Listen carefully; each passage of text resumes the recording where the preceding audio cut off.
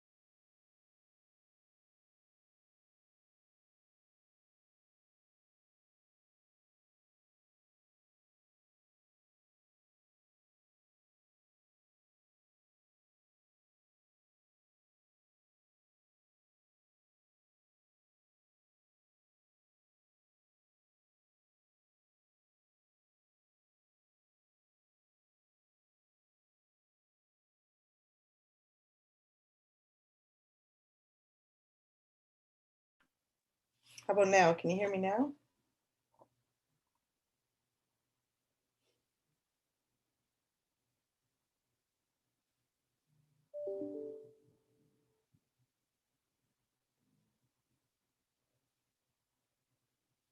Yeah, I can't hear anything.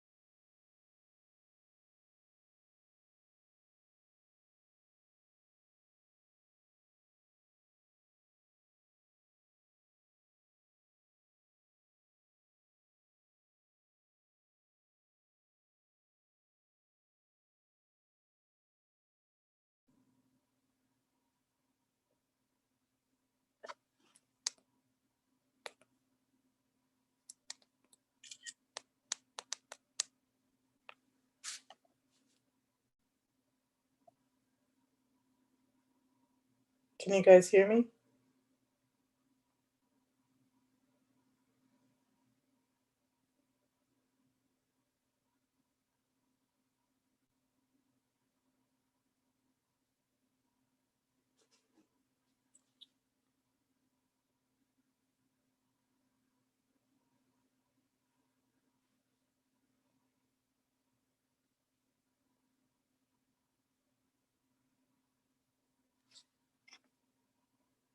You can hear me?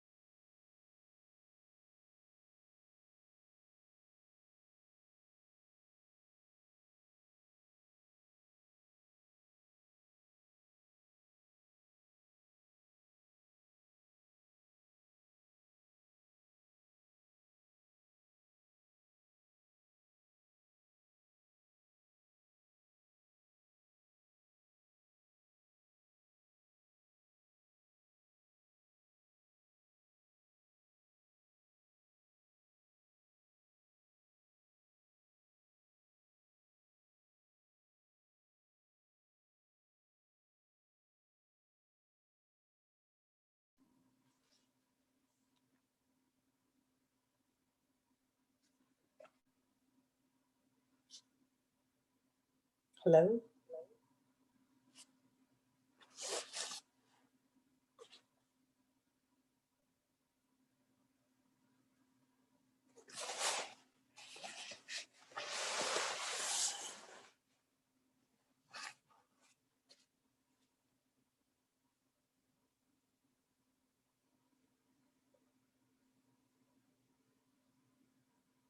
I can't hear you guys at all if I'm supposed to.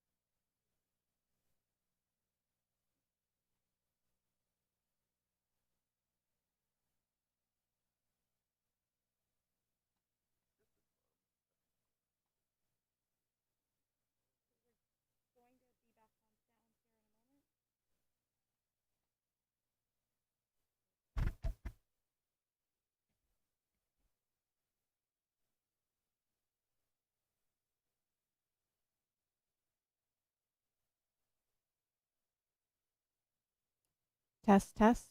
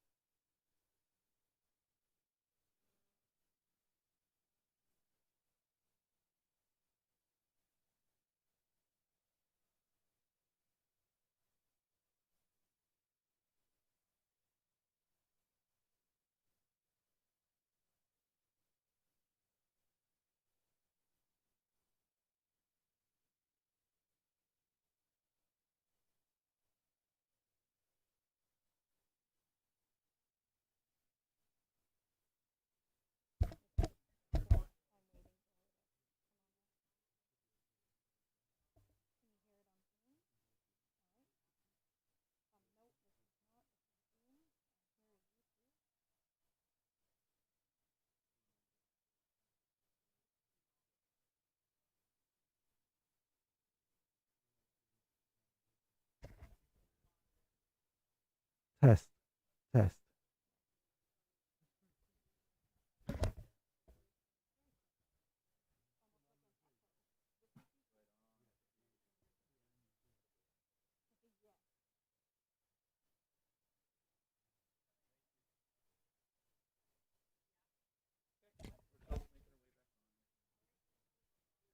Test 2, test 2.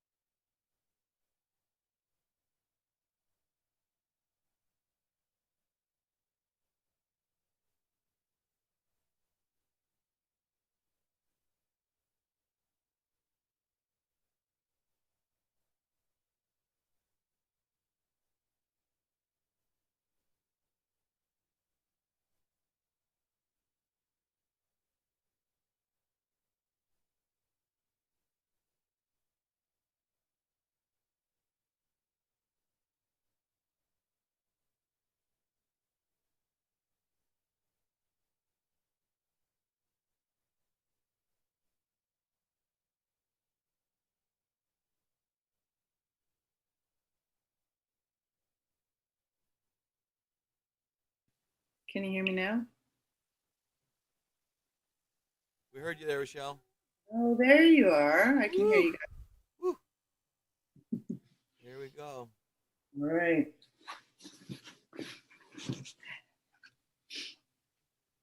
Test, test.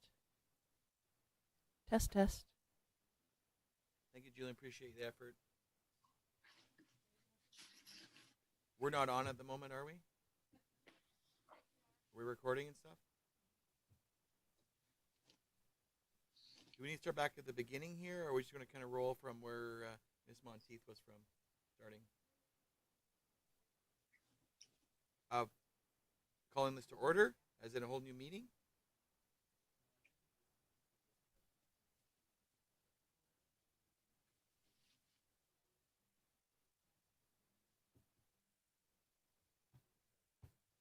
Okay. Okay, Miss Monteith, it's all yours. Mr. Rotenberg, did you want me to start with the first slide? Okay, no problem. Okay.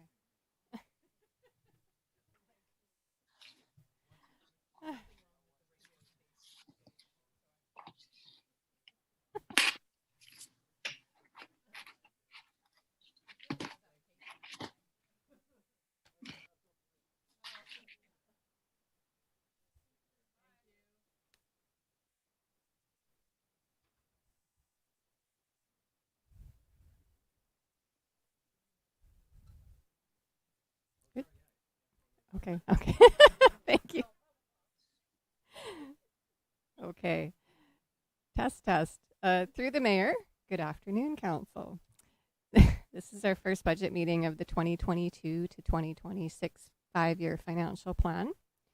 And today we'll focus primarily on the 2022 year for both operations and capital projects with an introductory overview of the next 5 years. This is for information and discussion today, so we're not asking for any decisions to be made, so you kind of just get to sit back and relax and ask some questions, and we're here to help. So first off, I just want to thank the senior team for their hard work as we work through a pandemic, which we thought would perhaps be over by now. The managers have been asked, what do you need for your departments to deliver quality service, while at the same time hearing from me, sharpen your pencils. I also want to thank council for putting this evening aside for us. I know there's a sale pass later, so we'll try to be done quickly-ish. And as well, I want to welcome Dwayne Lawrence, our new CAO, and our Director of Engineering Services, James McIntosh, to their first budget cycle with the District of Ucluelet. Next slide. This is going to be the next technical difficulty I'm going to have here probably. Trust me with the clicker. Nothing's happening. Oh dear. Is there a power button? I have a red light. I'm so sorry. Poor Paula. I'm so sorry.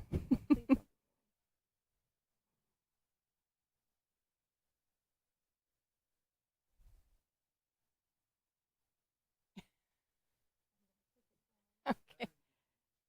Batteries we can manage. Yeah, that's for sure. I can talk a little bit before we get the next slide up. So, okay, sure. You can do the next slide. So, what's happened since council adopted the 2021 to 2025 5-year plan in April? Well, the budget gets uploaded into our accounting software, and the managers have access to all the software that we have in order to monitor their spending. Bigger ticket items start to move forward, such as new capital projects. And then when it comes to, your strategic plan and communications for council and transparency, we provide the monthly checklisting to council.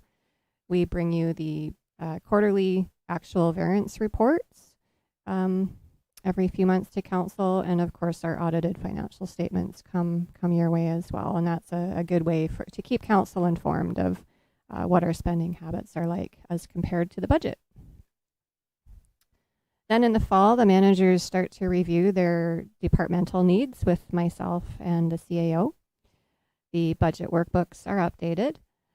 And then we start putting together the budget meeting schedules, and we post all the documentation on our website, Ukimail and Facebook and so forth. And we have more meetings. And then I kind of build out the 5-year plan to present to council. And this is where we are today. We're right at the top of this slide, December 9th. We're having our initial budget meeting.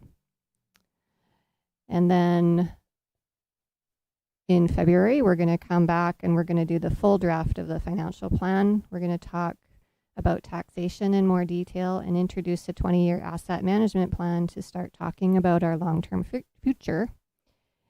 And then we have our official public engagement period from February 4th to the 22nd, although we do accept feedback at any time. And then in March, hopefully you're going to direct us to prepare the bylaws and adopt the budget by March 29th, which is a little bit earlier than in previous years. But I know the ACRD really likes it when we do it earlier. Next slide. Let's see if I can do it this time. Aha! All right. I'm so happy. Technology is winning now. Okay. So in the summer, our interim CAO, Andy Laidlaw, who actually just sent me a text of a picture of himself in the sun, so we're a little jealous, he and I delivered a budget workshop to council in hopes that we could further develop it into something we can make part of a council orientation package. And, you know, I felt like it was really well received. And you'll see today that I've pulled out some of the slides that we used in that workshop, and you'll see some of those slides as well in our February meeting. And this is one of those slides, and this is what we came up with, our keys to success for the budget process. So we want to confirm our core services and our projects. We want to make sure that we're incorporating council's strategic goals for the rest of the term.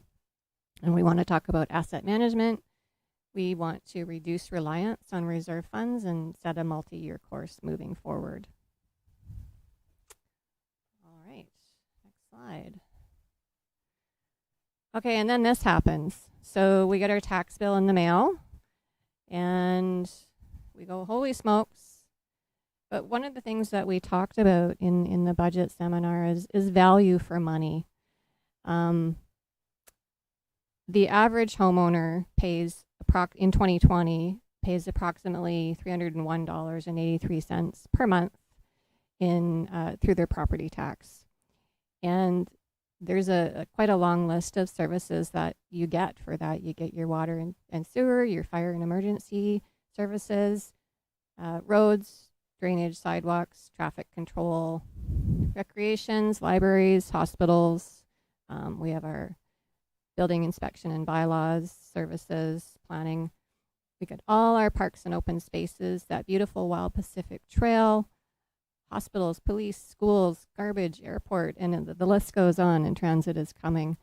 So to put it in perspective, my personal phone bill my cell phone bill is $293 a month, and I get one service, of course, so that's for myself and my son. So that's just a little personal story to compare, you know, the cost of just having a cell phone versus what you're actually paying for per month in terms of your property taxes. So it's actually good value for money, I think. That's my spiel. And this is a small slide that we're going to have it up on the website as well. It's just sort of how we compare to other communities around us. So just as an example, and it's pulled right off of the provincial website, your house, if you're paying more taxes in Port Alberni despite your house being worth less. That's what I'm trying to say. So we're actually not that bad when we compare ourselves to other communities. And of course, this is all a segue into the whole tax discussion that we're going to have in February's meeting after the completed roll comes out on December 31st. You're going to hear a little bit more from me at the end of today's meeting about how we need regular tax increases every year in order to keep up with the cost of delivering core services. So now the managers are going to run through their operational budgets first, and then we should be able to take a quick break after that, and then we'll do some asset management and capital, and then we'll wrap it up.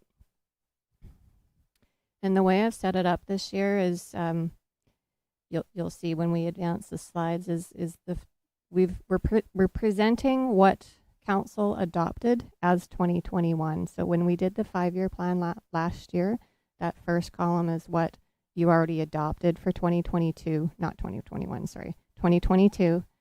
Any changes that have occurred, so we've sharpened our pencils in some areas, but other areas costs have increased, and then the column on the right is what our new number is going to be. And I'm going to turn it over to Bruce Gregg, Director of Community Planning.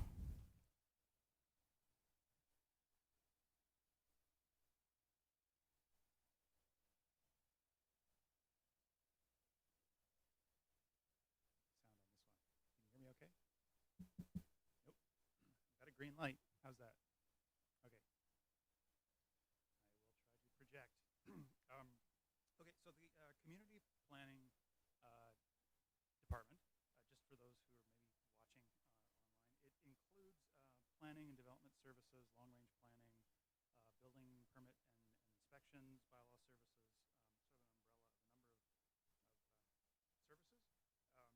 sort of an umbrella of a number of services. And so within this department, essentially in our budget for this coming year is stable. What's showing on this slide, this first slide is revenues, and so there's a difference of just over $3,000 that are shown, and that's really a balance of, because this includes the revenues, includes some grants. So some of the COVID funding grants is coming to an end, but we are showing an increase in revenues from fees and services. We tend to be conservative in those projections of increases.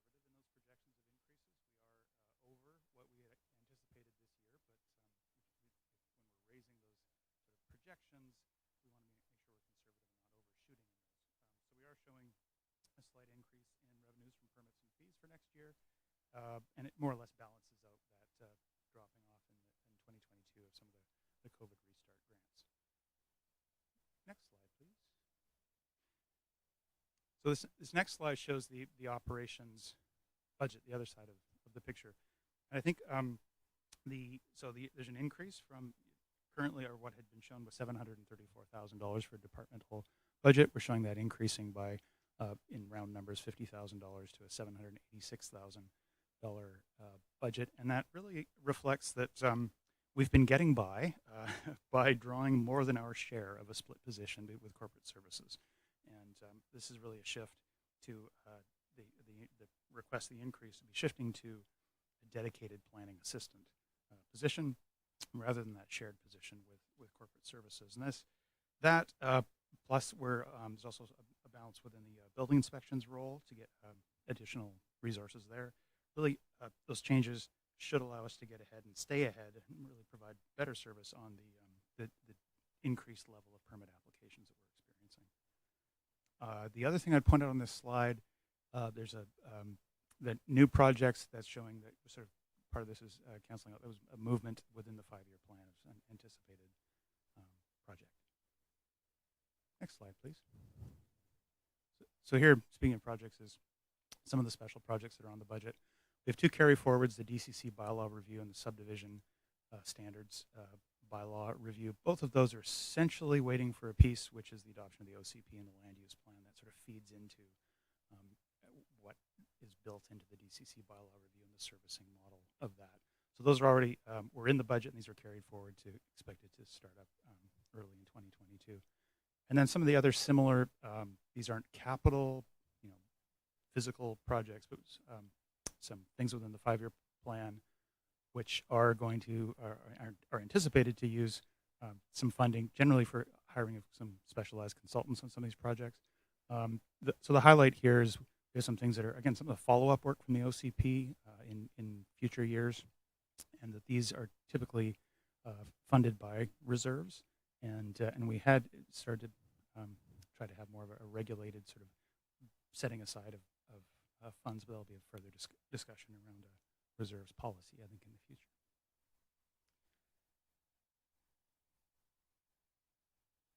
Okay, so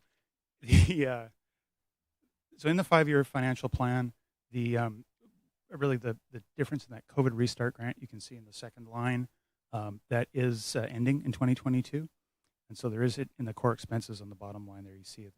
There's a bit of a bump and then a drop off.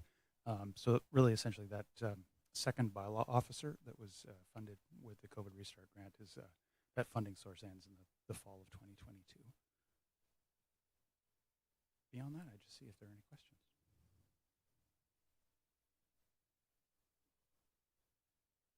I just have a clarification. So under the special projects timeline, the affordable housing needs assessment, is that a true saying that it won't be completed till 2026? No. So, good question. The affordable housing needs assessment, the draft final report I received yesterday, so that is essentially complete. It's required that we update it every 5 years. And that's something where there was substantial grant funds throughout the province for communities to develop a housing needs assessment. We're pretty certain those won't be available the next time around. It should be much less work to essentially update that assessment, and once we have the framework in place. But that's really anticipating 5 years from now, we need to be planning to do it and updating that work.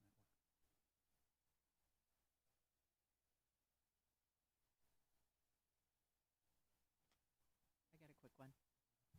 I'm just curious about what the OCP Biodiversity Network Mapping project is.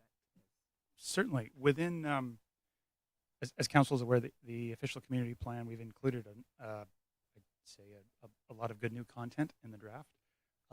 That one of the things was identified as in the OCP as sort of future sort of follow-up work would be to do some work to have better, more detailed information on where are the more sensitive areas and the connectivity between the network of ecosystems to plan for when looking at future development and within our park system if there's things that we can do to better protect the environment.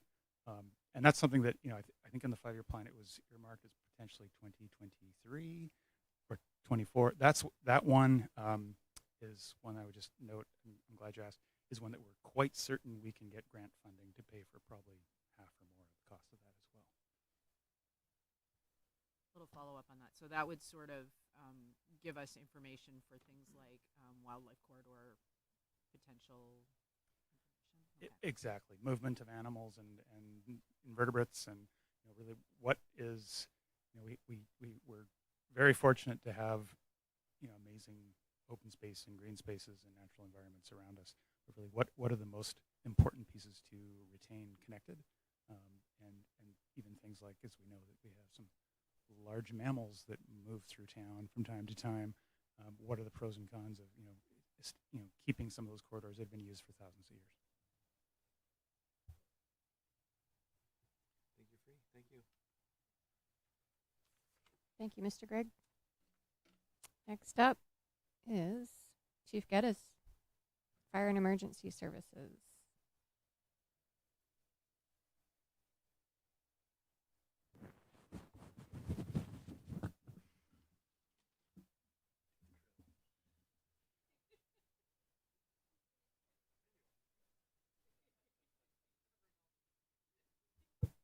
He's very thorough. Through the mayor, good afternoon, everybody. So fire and emergency operations, of course, we provide fire protection, suppression activities, road rescue, fire training of the members, inspections, and oversight of emergency management in general, including our ESS and emergency network for the town. So starting at the top there, 2022 adopted budget. With revenue, the fire department does generate some revenue through service agreements and also with road rescue reimbursements from EMBC. That's very much a variable. It changes from year to year, and that's not something we can control, but we do factor that in. We have a good idea of historical trends. So as we move forward, that number is based on trends. So 2022 adopted budget of $49,000. There was a slight increase in revenue, and for 2022, we should see about $53,000, mainly due to the addition of the Toquat First Nation agreement. And grants and other. So we've applied for a Fire Smart grant, as council's aware, the value of $47,000 near the bottom of your page there, and also a carry forward project of fire hall feasibility study. So expenditures, 2022 adopted was $124,000. There's a slight increase of $3,100 and change, mainly due to increase in wages and expenses for myself, deputy chief, and training officer who are also on payroll. So a slight increase there brings us up to 127. Training and retention, there was no change from the adopted budget. It's important that we train to the level that we do, so that training is, we're thankful to have a nice, healthy training budget, and we utilize it fully. So, fire operations is the day-to-day operations of the department. So, we foresee a need due to aging equipment and infrastructure that we're going to need a little bit more in 2022 than we had originally bargained for. So that's our best guess of $11,000 in addition to what was previously adopted. And then we don't foresee any change to the emergency management, emergency services budget. And so moving forward from 2021, as discussed, we have the fire hall site study that was provided by Barclay Community Forest Funds. and the Fire Smart grant. Also in the works is a grant with the combined regional emergency operations training grant through the ACRD. So it'll be a joint venture with the District of Tofino, the ACRD, and the District of Tofino to organize quite a huge training exercise. And that would all be funded by grant. It's grant dependent, so it won't happen if we're not successful in the grant. So there's where we were and where we're going. So 2021, you can see our revenue is slightly going up, and here again, that's just based on best guess in a lot of areas to do with road rescue, but it also is based on our service agreements with our neighbors. Core expenses, you can see, are marginally going up, and in 2023, there's an asterisk as it takes a significant jump due to request for more staffing within my department, which is going to be necessary in order for us to flourish and function as in order to satisfy best practice. So I'm sure there'll be some discussion on that, and I welcome that. And then you can see there's marginal increases for the rest of the 5-year cycle. And I'd gladly take any questions. Any questions? Councillor Cole?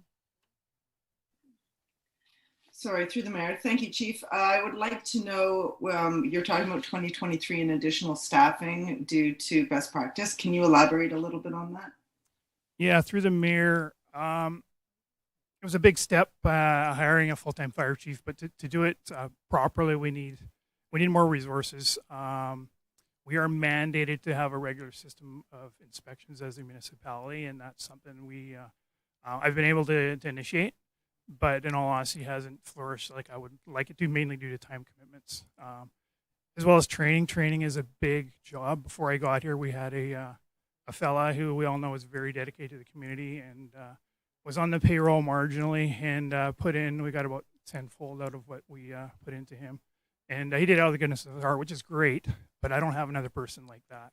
And moving forward, it's tough to find those types of people. So training and inspections are two areas that really need a lot of attention. And that's where I would see the focus of a new position. Do you have a follow-up, Councillor Cole? No, that's fine. Thank you. Through the mayor. So other municipalities our size, how do they run? Do they run with a fire chief and an extra person as well for those kind of things? Through the mayor, in comparison to the next town closest to Tofino, has a full-time fire chief, a full-time deputy chief, and they have a full-time emergency manager. So right now we have all that in one person. So that's a pretty good example. Other towns, 100 Mile House, for instance, for a similar population, they have a full-time fire chief, full-time deputy chief as well. So yeah, while we made great strides, I think there's a little ways to go. Yeah.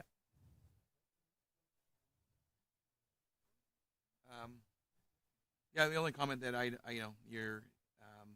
don't know what we're legally bound to do, and I think what you presented is great. And 2023 is a far time away, but in between now and then, I think for myself to appreciate what you're talking about standards and stuff, I don't know what that means, and perhaps I don't think it affects this year's budget whatsoever, but in the future, I would like to see exactly what that what that encompasses and what best practices are, and actually then what we are statutory, what our true requirement is.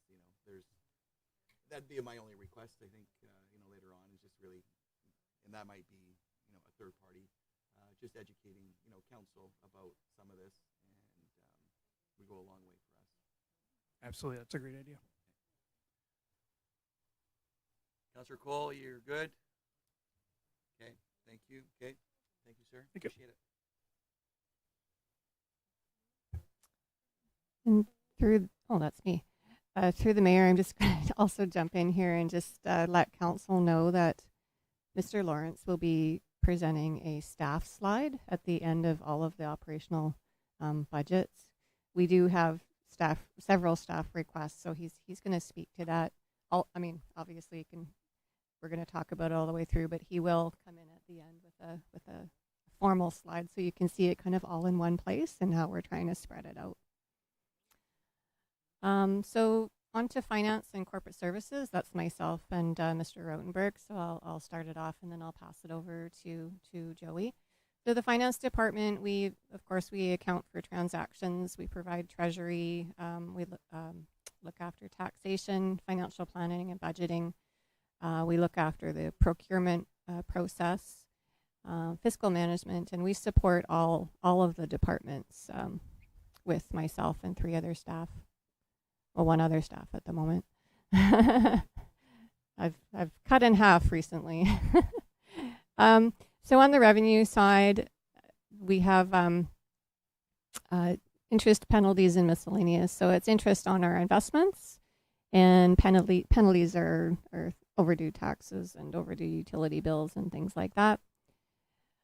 Small communities grant is I had to put it somewhere, so I just put it on this slide. What that is an unconditional grant that we receive that we can use for operations from the province.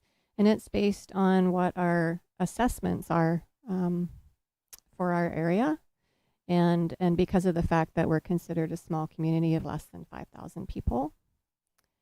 The MRDT line item of 384,000, you'll see it in revenue and below in expenses. It's just an in and an out, and what that is, it's the money that we receive through the province, and then we filter it through to tourism Ucluelet. So I just wanted to show that separately because it's not part of our core budget, but I do want to highlight it. That number is going up 34,000, and that's just a number that we took directly from TU's report that went to council recently. And then for expenditures in finance operating, very small increase there. We just have some slight increases in our insurance. That's basically it. The finance operating is our finance staff, our insurance, our audit expenses, and our debt as well. So very small increase. And I'll pass it over to Mr. Rotenberg now. Thank you, Ms. Monteith. Through the mayor. The Corporate Services Department has a broad portfolio. We provide council support. Sometimes we get the sound right, sometimes we don't. We do council and committee meetings. We do records management. We do freedom of information, and we protect privacy. We also do elections, as you guys know. There's an election coming up in 2022. We are also responsible for human resources, policy and bylaw development, communications, information services, and office administration. So because our portfolio is so broad, our budgeting is equally broad. So we budget for stuff like staff positions and wages and their training, office expenses like furniture, photocopiers, phones, postage, stationery, and even toiletries. IT support, hardware, and software. We budget for legal support.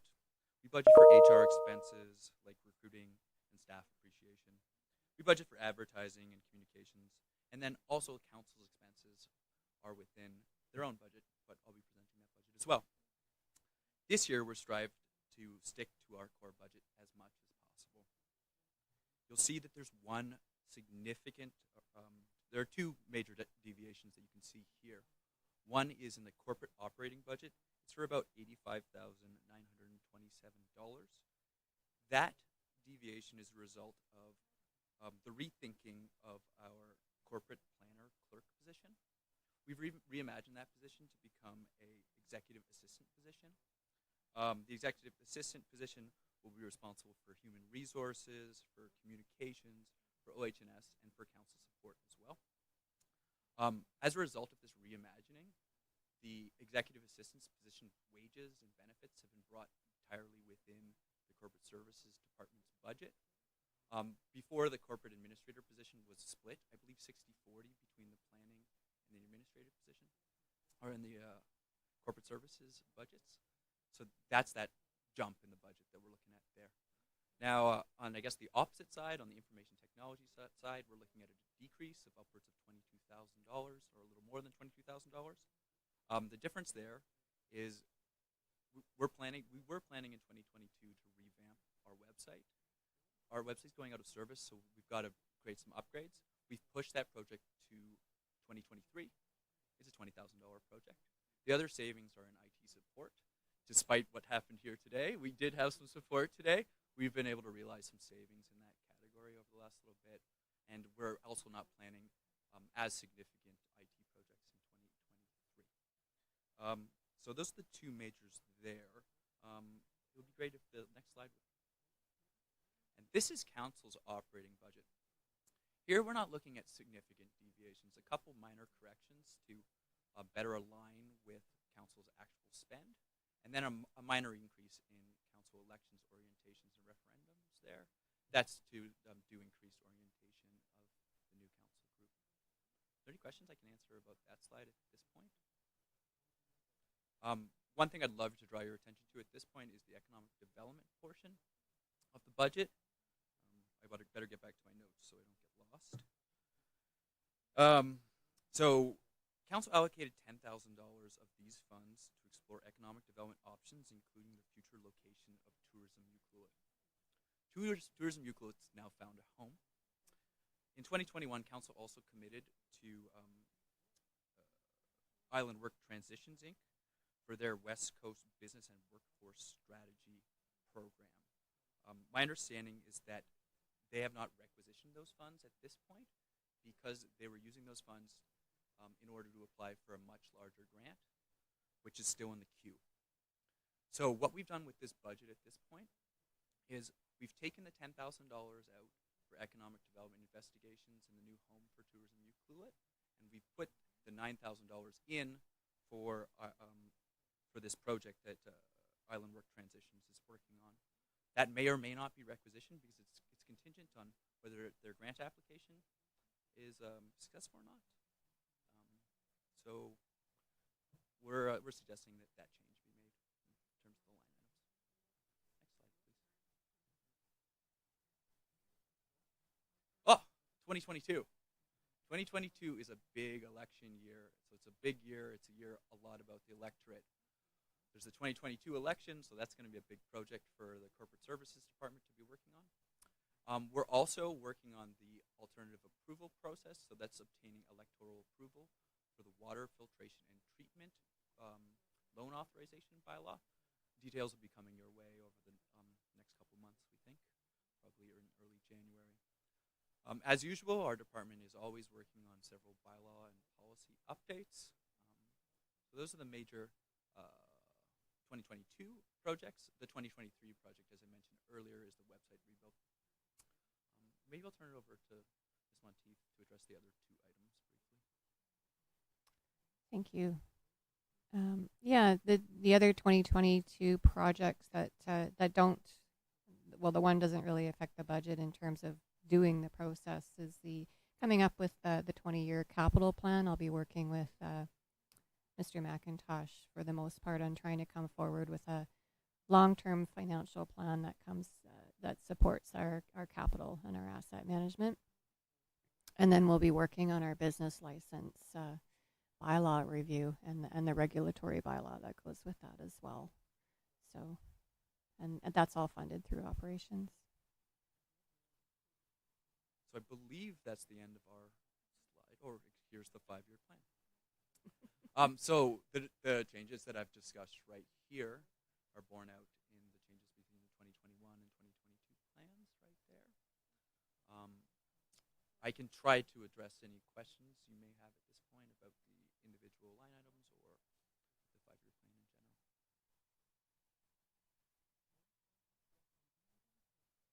Councillor Cole, any questions for you on this?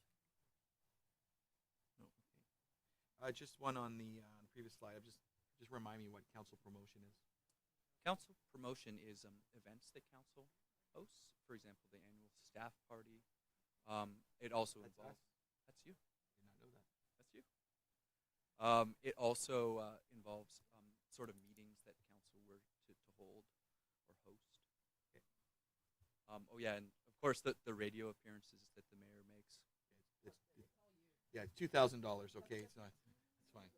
Okay. Thanks for the reminder, Ms. Monteith. We'll have a louder presence next time. It's all good. You realize it was our party. It's all good. Well, perfect. Thank you for the clarity. Any other questions? Okay. Thanks for your time. Thank you, Joseph. Thank you, Mr. Rotenberg.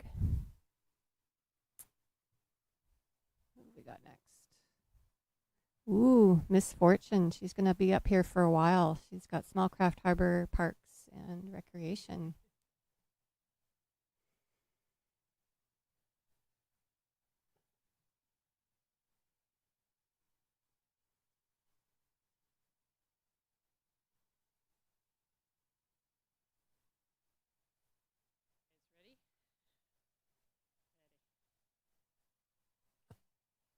Can you hear me okay? Great, through the mayor. So you guys get to put up with me for a little bit. So I just wanted to start with Small Craft Harbor. So the core services with Small Craft Harbor is looking at the harbor oversight with DFO. We've got maintenance, collections, customer service, projects, and of course a little bit of beautification. The primary, as you'll see in front of you, the revenue is looking at the various docks that we have. So DFO is primarily responsible for Small Craft Harbor and 52 Steps, and Whiskey Dock is our direct. The expenditures for the areas primarily deal with hydro, maintenance, garbage, and beautification. The good news story is we are actually going up in revenue, so that's been a really positive. We certainly took a bit of a hit in 2020, but we're steadily going up, and this year 52 Steps had a significant increase, primarily due to locals. So that's kind of a really neat thing with that one, as well as with the bylaw changes of fees and charges. We do now have an increase with revenue with electricity, so we're actually capturing what we need to and what is appropriate for electricity with Small Craft Harbor. Next slide, please. Oh, and before Ms. Monteith moves on, just a reminder, Small Craft Harbor budget is all self-funded and there's no taxes related to it. And Ms. Monteith, please. So carry forward from 2021, one of the things that I've identified with Kevin is the beautification. So this will actually now become an ongoing line item within the operations funds. So we're going to put a plan together for beautification, and that some of that's come out of the Small Craft Harbor Master Plan. So that will continue on. Upgrades this year are going to be the fish cleaning station. That's going to be redone. Signage has become a big part of what a lot of things that I deal with and do, and so we're identifying the signage is important. And 52 Steps repair would be railing steps, things along that line. And this is all funded within the operations. So the 5-year, as you see, the revenue is nicely going up, and we hope to continue to see that. And core expenses are a little bit going up in conjunction with that. So very much a good news story with the harbor. And then the other thing with that end of it, of course, as we build out the Small Craft Harbor Master Plan, we hope to be having some more projects coming out of that to talk to you guys about. Any questions on Small Craft Harbor? Councillor Cole? No. Okay. Just quick, just regarding Small Craft Harbor. So does a portion, because you're responsible for that, so I'm wondering if there is a portion of your salary or your whatever your loaded cost is that comes out of Small Craft Harbor that covers you? Yes, we do. We do have primarily it's focused on the finance department because Right. finance does a lot of work with it.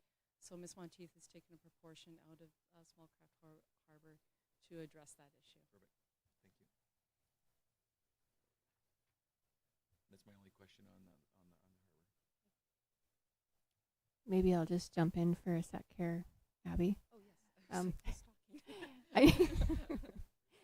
I just wanted to just point out to council as well, because it's the self-funded program. You see there's the revenues are in excess of expenses. So what we do every year is we do a transfer of the surplus funds into the Small Craft Harbor Reserve Fund, and that funds our capital projects that'll be coming up later on in the meeting this afternoon.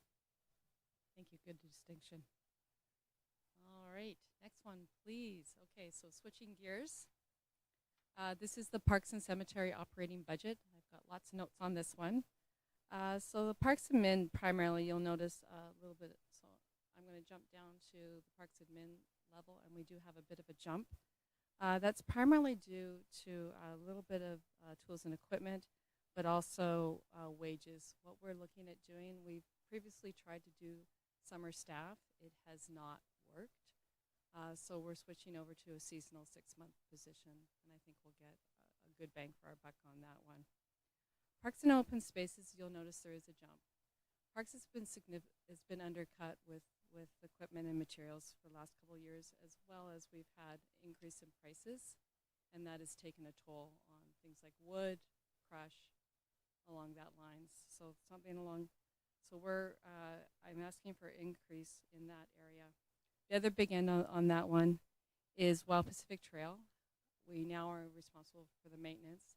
So we've had a very low budget with that. So one of the things we're doing is we're properly building out the Wild Pacific Trail budget, looking at repairs, culverts, rebuild, and equipment to actually get the job done. The other area with parks and open spaces that has a slight increase is contracted services, again, due to increased costs, danger trees, as well as some equipment. So cemetery, as you guys all know, the cemetery, the second half was done this year, so we're very excited about that. And now we want to continue to move forward on that. One of the areas with the increase with the cemetery, which was, 7,000 on the list, is we would like to get some proper equipment for this cemetery so we can increase maintenance on it, as well as build a proper shed up in that area with a proper pad, so we'll have tools and equipment on site and ready to go. So lots of things in that area, so I am going to ask if anybody has any questions on this particular slide. Councillor Cole? Without getting into the weeds, what kind of proper equipment does the cemetery need? Without getting into the weeds, things like, good question. So what we're looking at is the tool shed itself. You're probably looking at 4,000 to 5,000. So that takes up to do a proper cement area. So that takes up a big portion of that. And then we're looking at coffin vaults, which is about 25,000 right there. So we've shortchanged a little bit with cemetery for a number of years. So that in on itself basically covers those two end of things. We're also looking at having proper, so we're not doubling up on equipment. So we actually have clippers and tools and weed eaters out on the space so that they can be more effective with the cemetery beautification. Thank you.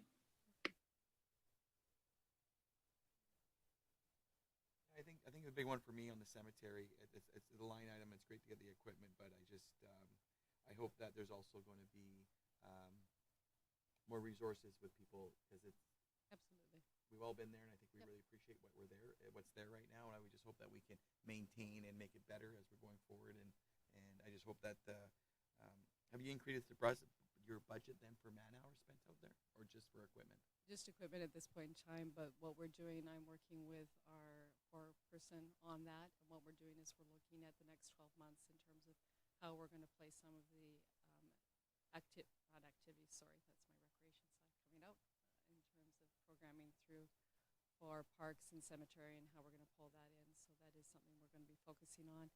And as we're now have a proper top level with the cemetery, that's going to become a part of the program. Yeah, and that's the biggest chief complaint, I think, for ourselves, yep, or the community. It's cemetery we don't visit often, but when we go there to see our loved ones, it's been neglected. So I just hope that you're budgeting accordingly to look after that. Yeah, noted, and thank you for that input. Thank you. Through the mayor, carry forward projects and new projects cancel each other out. What is the carry forward project that you're proposing for the 10,000, or is it just slide, please? Oh, thank you. So our carry forward project, unfortunately, we were not, for a variety of reasons, able to finish this project off. So the Edna Bachelor project, where we're putting a path in from Bay Street to Larch Street, that's what the carry forward project is. And then just the open parks and spaces just includes some more detail. Is one of the things we're looking at is trail and bridge repair, and this is more materials than anything else. And unfortunately, our park staff does not have the proper communications device in terms of their trucks and in terms of handheld radios. So that is a miss at the moment. So we do need to rectify that. Just please. a quick question Oh, regarding sorry. if you go back to trails and bridges there. So Yep. it seems like everything with municipal government or government in general, hanging a couple 4x4s over a crossing, which normally we'd get away with. Are we going to be, as bridges or structures that you currently have in place, as they get rotten? Do you have, what's your professional opinion of it? Are you going to see that is there still going to be a tendency to use 2x4s for these things, or do you think Not we're going to have to get to necessarily. more, Yeah. metal structures? Which, Exactly. And that's in my capital section. So Okay. I do have a trails and bridges section in my capital section that is addressing more of what you're saying, Mayor. But we have smaller entities, and the cost is pretty high on those things. Okay. Next slide, please. So operationally, we're pretty steady with both revenue and core expenses. So this is what we're looking at over the next couple of years. Any questions? And that does include cemetery, just so you're aware. Any questions? Perfect. Thank you. All right.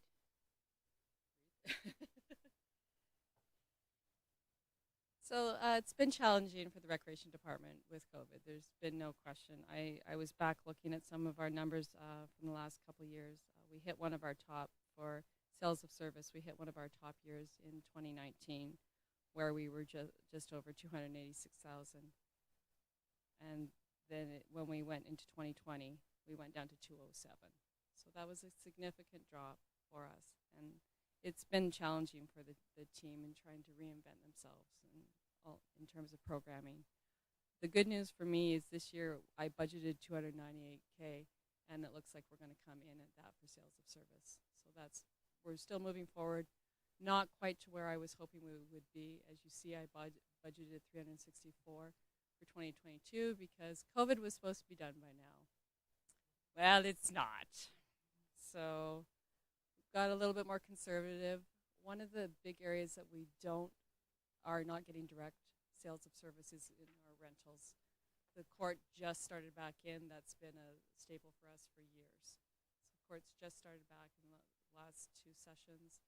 The rentals for the UCC is very low right now. We don't have big events. We don't have weddings.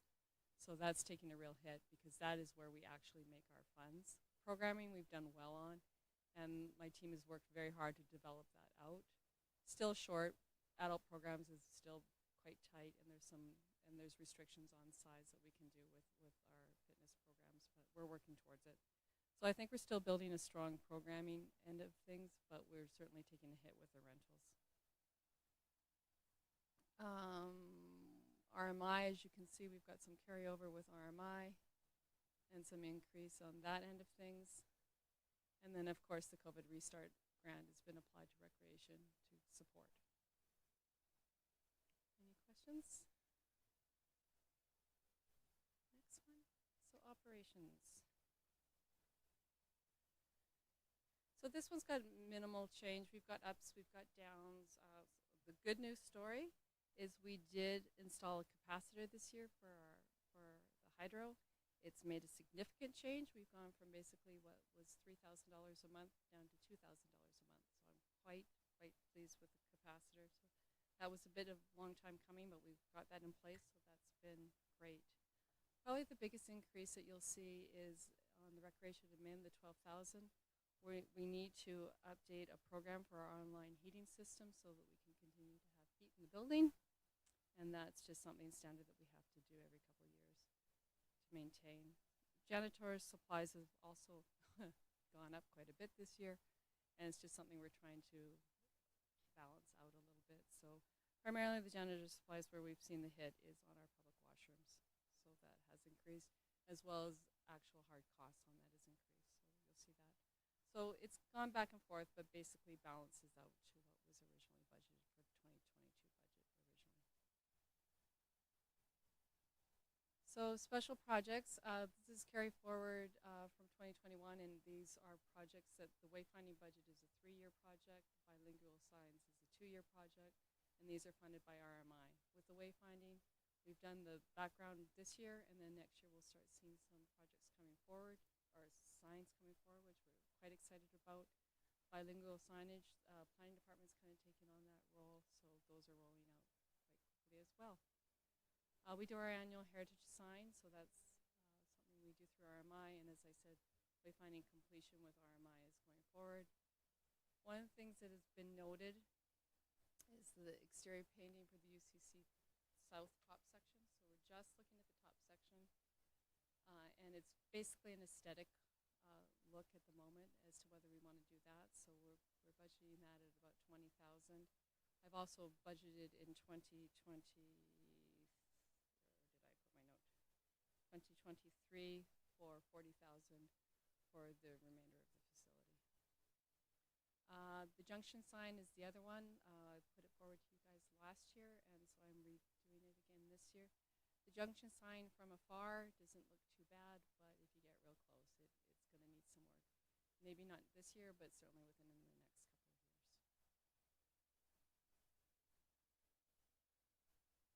Donna, can you move forward, please? What did you say? Sorry, Donna. Oh, there. Thank you. All right. So one of the big things I'd like to point out on this one is you'll notice some significant changes. The Recreation Department has been able to do some grants through COVID as well as other additional grants and RMI funding. As you'll notice, the RMI funding drops off in 2023. So we are in our last cycle right now, which is the 2018 and the 2021 cycle of RDS, Resort Development Strategy. And what you see in the RMI, the 14,000 is a carryover. We don't have a new grouping for RMI. They are going through the province right now. Our anticipation is that the program will continue. We are supposed to know in February of this year, and then a new RDS will roll out for that. So right now we don't have any, but we certainly anticipate, and annually our RMI grants have been around 384,000.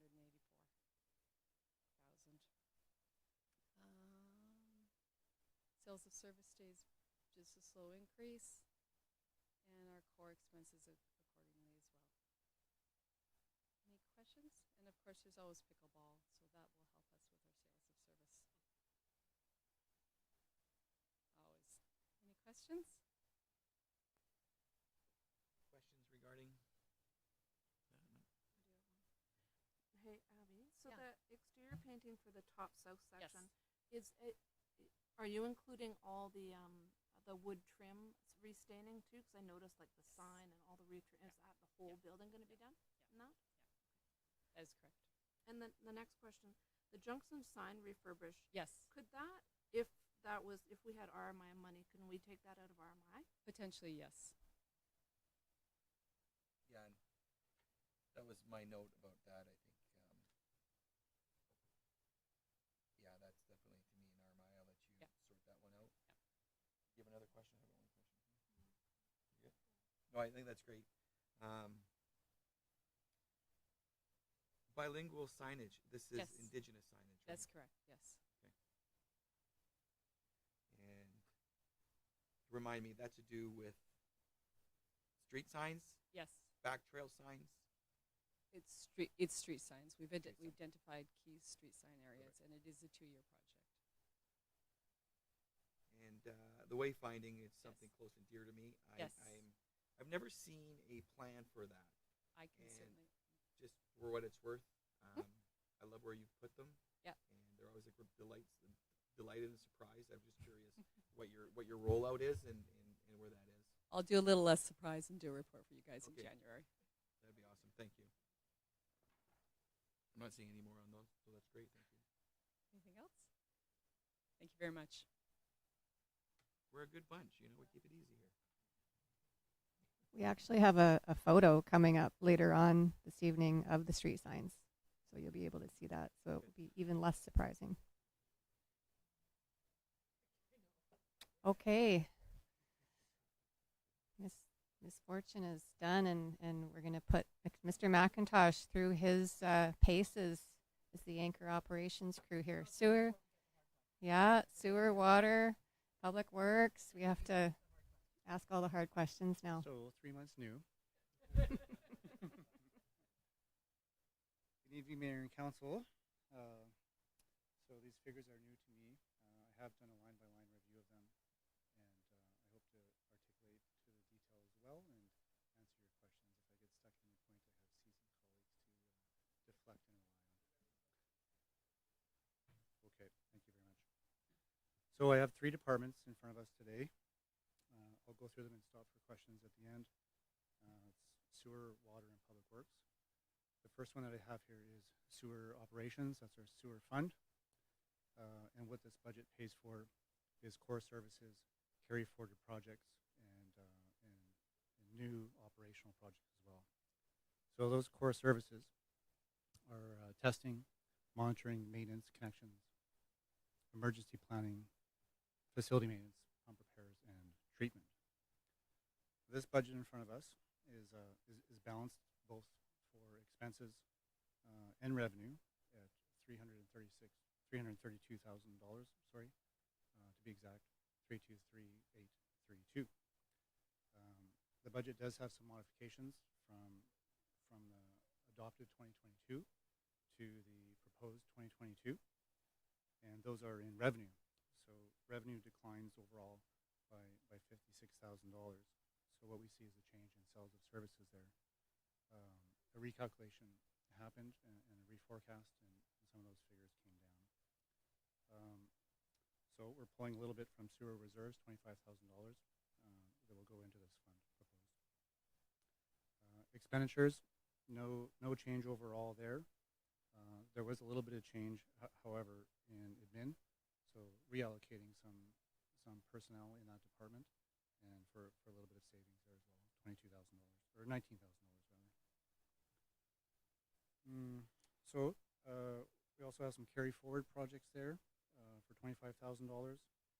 That's a sewer master plan, and then Hemlock lift station as well.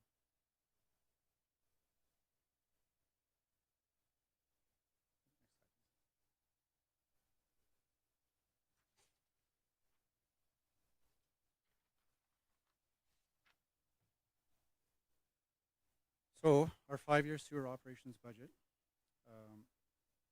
again, we see that change on revenue from 2021 into 2022. And what's happened there is revenue is just recalculated to show a more accurate forecast. And then it increases in a fairly steady manner over the next 5 years. Core expenses has had a slight increase as well, year over year. At a pretty steady rate, and then we're also proposing to add a new position in 2026, and so that'll be a half position, 0.5 allocated to sewer and half allocated to civil. So, any questions there?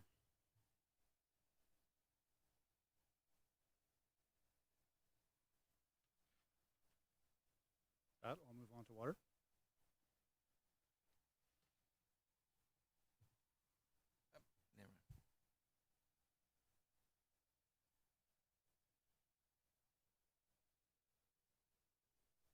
Okay, so our water operations budget, or our water fund, again pays for core services, carry forward, and new operations projects.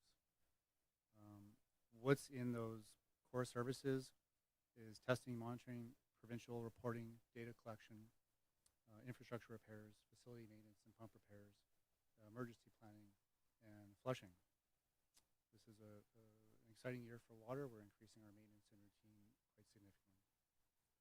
So this budget is balanced in revenue and expenses at $949,953, just about $1 million. The budget has, however, has some modifications from 2022 adopted to 2022 proposed, and those changes are in revenue, which has increased slightly. So sales of service has gone up by 30 grand, and water reserves, we're adding $177,000 into this fund. Expenditures have increased slightly overall, and the core will decline just a little bit there. So similarly, so water admin reallocating some funds there and sharpening the pencils for some savings there to the tune of $64,000.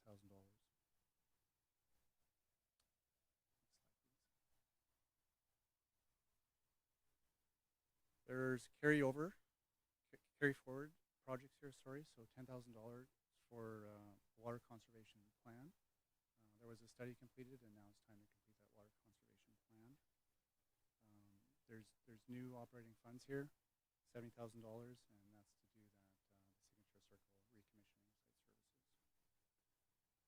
So in summary there, an increase in revenue, reserves sees a slight increase, and an increase in expenses as well.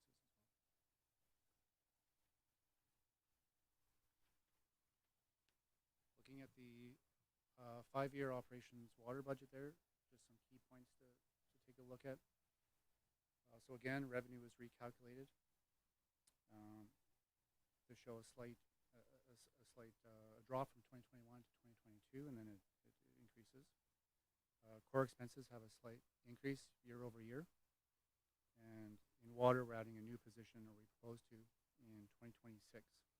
So this will be a 0.5 for water and a 0.5 for civil.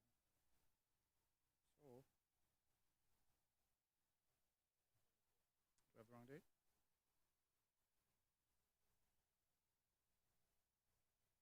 Oh, I'm sorry.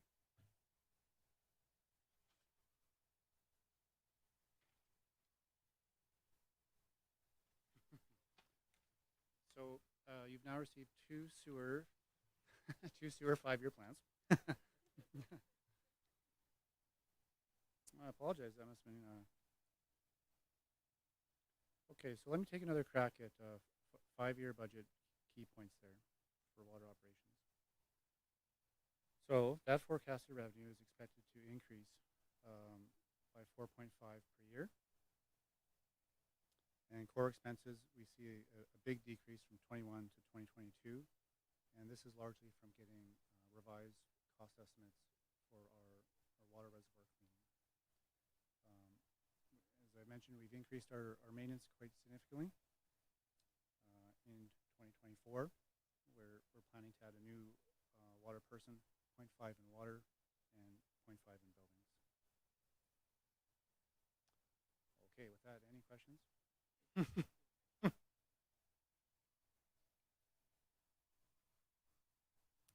Thank you. Through the mayor, under water operations budget, water admin, how did you manage to sharpen your pencil for to the tune of $64,623? So, to answer that, I might just deflect that to our CFO. Sure. Sure. So, through the mayor, the people that we have working for us work in public works, water, and sewer. So every year we have to sort of look at what they're doing and try and figure out a reasonable expectation of how much of those 2,080 hours per person they're going to be having to be allocated to all the different departments that they work in. And they also get split up instead of what we're trying not to do is have them show in water admin. We're trying to have them show on the line items where they're actually working, so that we can track when their timesheets come in what they're actually working on, so that we can forecast better in the future what kind of staffing needs we might need, or do we need to add some hours here or there. So I'll take the heat off of James here for a minute. So water, sewer, and public works, that's me actually reallocating some of the staff time based on how the timesheets are coming in. And then we'll have another look next year. And like James said, we also, with the 5-year plan, I know it looks really wonky. It's up and it's down and it's up and it's down, but we had $180,000 budgeted for the reservoir cleaning of the 2 reservoirs, and they've come in at significantly less money, which is fantastic. But that coupled with the staff additions later on in the 5 years, it's making it appear quite up and down.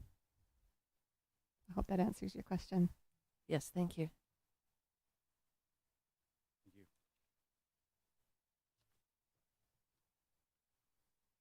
additional questions on water? Nope, not seeing any. You're good. Okay, so lastly here for these departments, the 3 departments, I'll move on to Public Works. So again, this budget pays for core services, carry forward projects, and new operational projects. This budget is funded through property taxation and grants. This budget does see some modification from the adopted 2022 to the proposed 2022. What we're seeing here is that the revenue remains the same. That revenue there is the COVID Restart Grant for $28,000. In our expenditures, the core increases slightly by $11,000. In our admin, again, we're doing some more reallocating of personnel time, and we see a savings of $22,000 there. In every category here in Public Works, really, we see a little bit of an increase, and that could be due to the cost of materials increasing. We're also adding some new operational projects here, such as correcting the sidewalk at the school, the storm drain at the school, and also the Indigenous crosswalk. So carry forward here, nothing, and then new projects, we have $140,000, and that's for speed humps and starting and completing the storm master plan. So to summarize that, so revenue remains the same from adopted to proposed.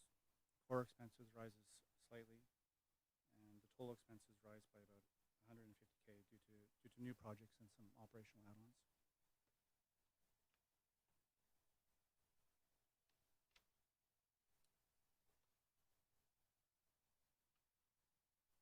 Sorry, next slide, Don.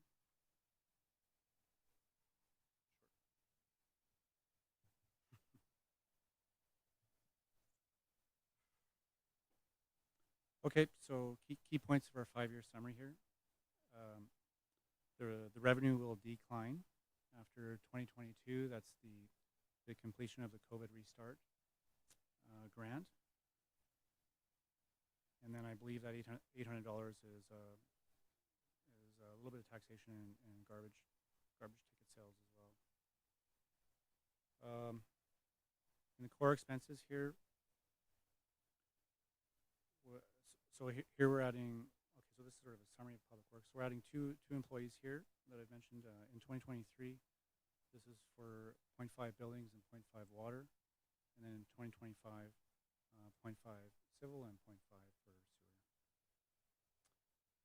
Any questions there?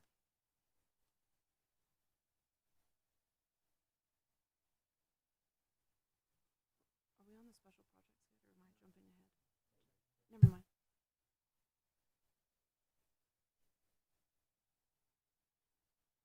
Okay. I have 2 questions. The Indigenous crosswalk that it's under operational increase, is that something that could be switched to recreation and that could be covered under something like RMI? Also, second question, ponder that. Sidewalk, I love seeing the school section there. That's fabulous. But wasn't it last year that we talked about Larch being put on? They're talking about something like that too? I know Bruce really wants to get in here, but at the end of the day, I think Larch is on the Peninsula OCP. Road upgrades, that's part of the plan on Larch, right? So that's probably going to come to us a little bit later on. For the record, Bruce is nodding his head. Yeah, no, it's all good. Yeah, I just want to. We still have a couple more meetings, and that's one. But I the sidewalk section of the school, I don't know what that means. Like, does that mean the sidewalk that's been dug up 2 years ago is going to get repaired, or does that mean in front of the high school? So specifically, is there a section? Yeah. Yeah. So I could answer and then get back to you with the exact details. But what I think that is it's the repair. And just for us, because it is your first budget, we like sidewalks. And, town's been built in the 70s, and there's no sidewalk. So this gets presented to us as the budget, but I just really want to let you formally know that sidewalks, all you have to sit at the school for 15 minutes and see kids are walking up, Alder and a few other streets. And for me, it's probably special projects, but sidewalks, and I think it's a lot of the residents are expecting that we need to start doing better at implementing sidewalks and getting them. And then when your crews do dig them up, that they're repaired in at least a sort of timely fashion. So. Yep, we agree absolutely. Adding Okay, perfect. sidewalks is Thank you. yep. Perfect. So we look forward to seeing that fixed. In terms of transferring the Indigenous crosswalk to RMI, Yes, that's a very good suggestion. Thank you for that. I've written it down, and we're going to discuss it with Miss Fortune back at the office. Thank you. We've been really good. We've been like 75 minutes. We haven't asked for anything. We're good. Thanks, James. That was perfect. That's an old subject. We've always wanted sidewalks.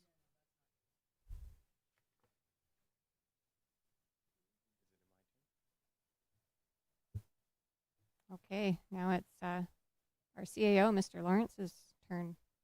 Get the slide ready for you. There you go.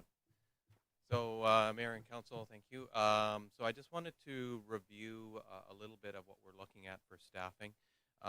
We've had previous discussions with Council, specifically with the planning assistant, and you've seen the increases that staff are proposing moving forward to address some of these challenges that we're having.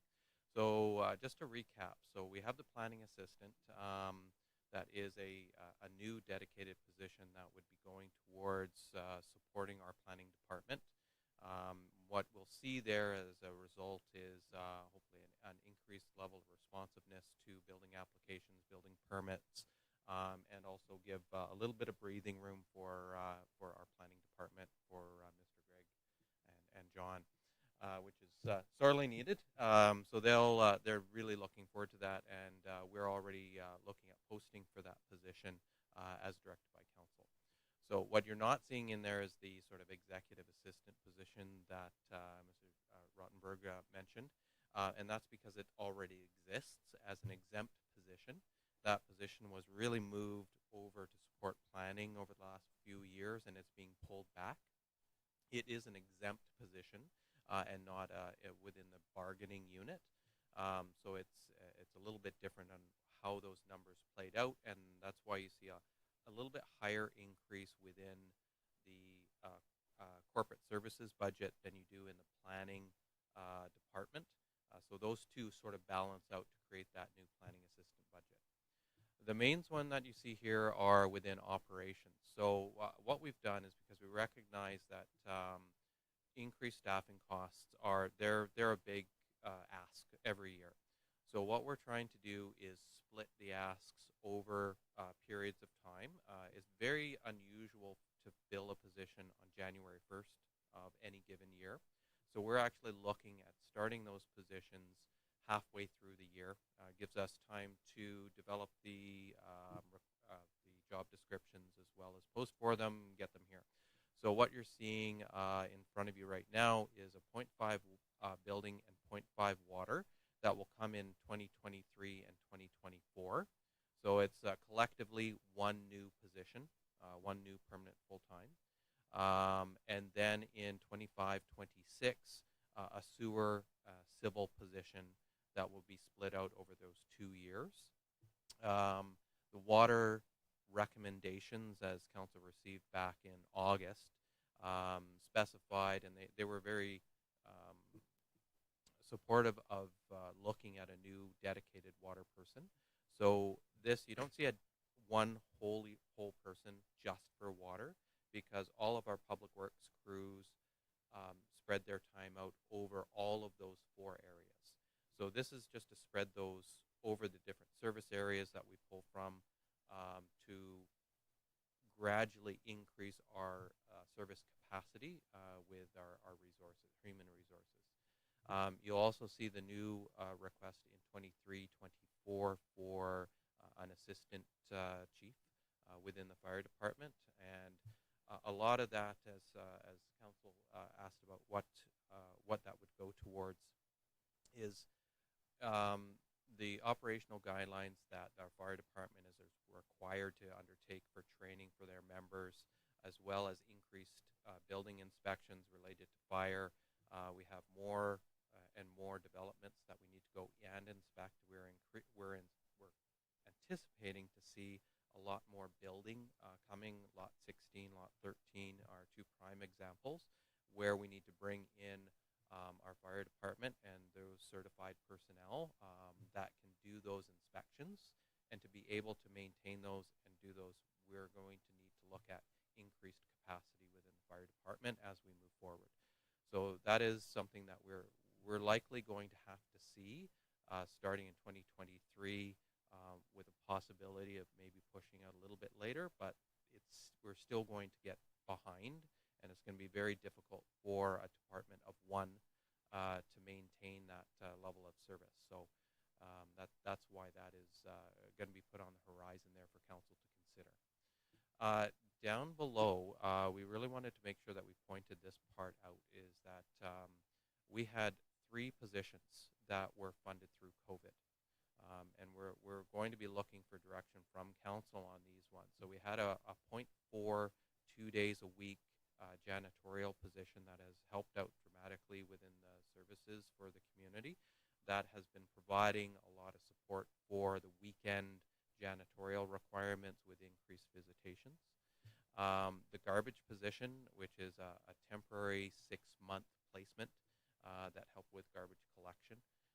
And then finally, our temporary bylaw enforcement officer. So we have 1 permanent full-time, and we brought on another position that is a temporary. It's going to continue into 2022, but beyond 2022, we need to either receive some direction from council moving forward, saying, yes, this is something that we want to do on a permanent basis, or it's something that we're happy with 1 bylaw enforcement officer.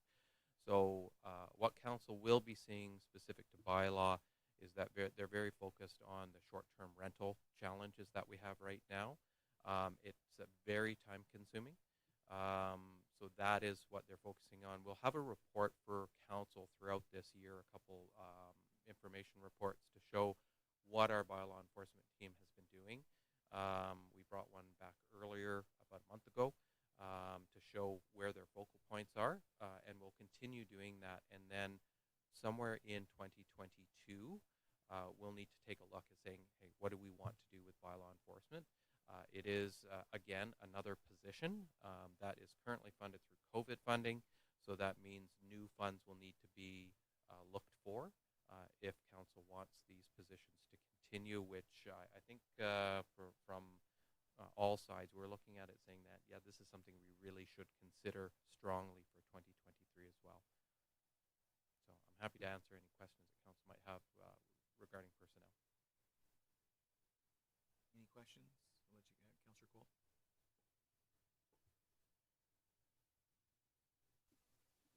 I have a question about for any of these positions, and the one that comes to my mind, because you talked about a specific building, lot 13 or lot 16, these things that are coming up in the future that will need inspections. Have we looked at this position or any of these other positions being something that might be better off contracted out, or is that something we can or cannot do? Or is it the cost of having a building inspected, like the, say, cost of having lot 13 inspected, looked at in comparison to actually having a whole human all the time in the short term while we're still getting more developments coming online? So that's a great question. Contracting out is always a possibility. The challenge with contracting out in this respect, it doesn't increase our capacity where inspections are only one piece of the pie. So that's something that we need to do to meet our obligations under the building code, under the fire code. So we could, in theory, contract that out. We would have to find somebody that is able to provide that. That is usually a fire chief or a deputy chief that performs those services. So it's kind of a unique inspection. You could do it through building inspection, I do believe, if they hold the certification. Is that, yep, nodding. So there is a possibility there. We don't have that capacity internally within our building inspection team. But what it doesn't cover or allow us to cover is our training obligations within the fire department. And that's so we try to split up those roles and responsibilities and increase our overall capacity within training, fire coverage, and inspections. And I'll give an example. So our fire chief is heading out for a well-deserved holiday. We're reliant upon our volunteers to cover off that time to make sure that we have a senior member that can actually provide the operational capacity to guide the fire department in the event of a structure fire or a vehicle response. So without that dedicated person, we're reliant upon our wonderful volunteers. That is becoming more and more challenging. They have a huge commitment that they need to make. They do a fantastic job. There's a huge capacity within the department, but they all have regular jobs to do as well. So it makes it very tricky. And having that new position, we can do the inspections, we can do the training, and we have redundancy within our operations as well.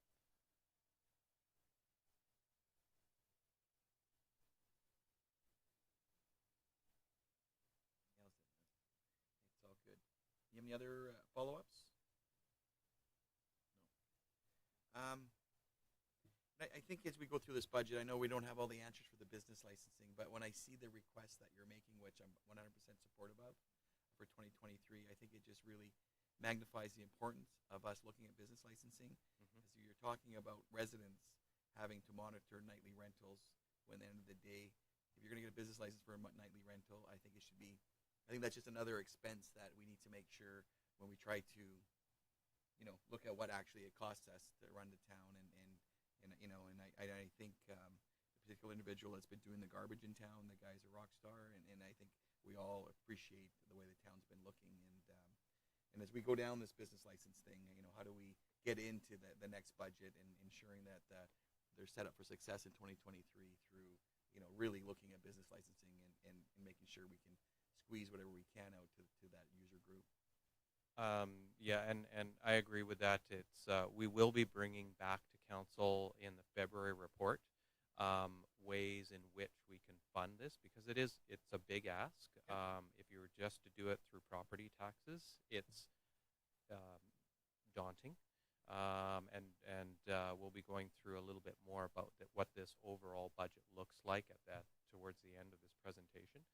But we are going to be looking at all avenues to fund what we need, and then there'll be some discussions about how we can generate some additional revenues for this as well. Perfect. Thank you. Thank you. It's all yours, yeah. Okay.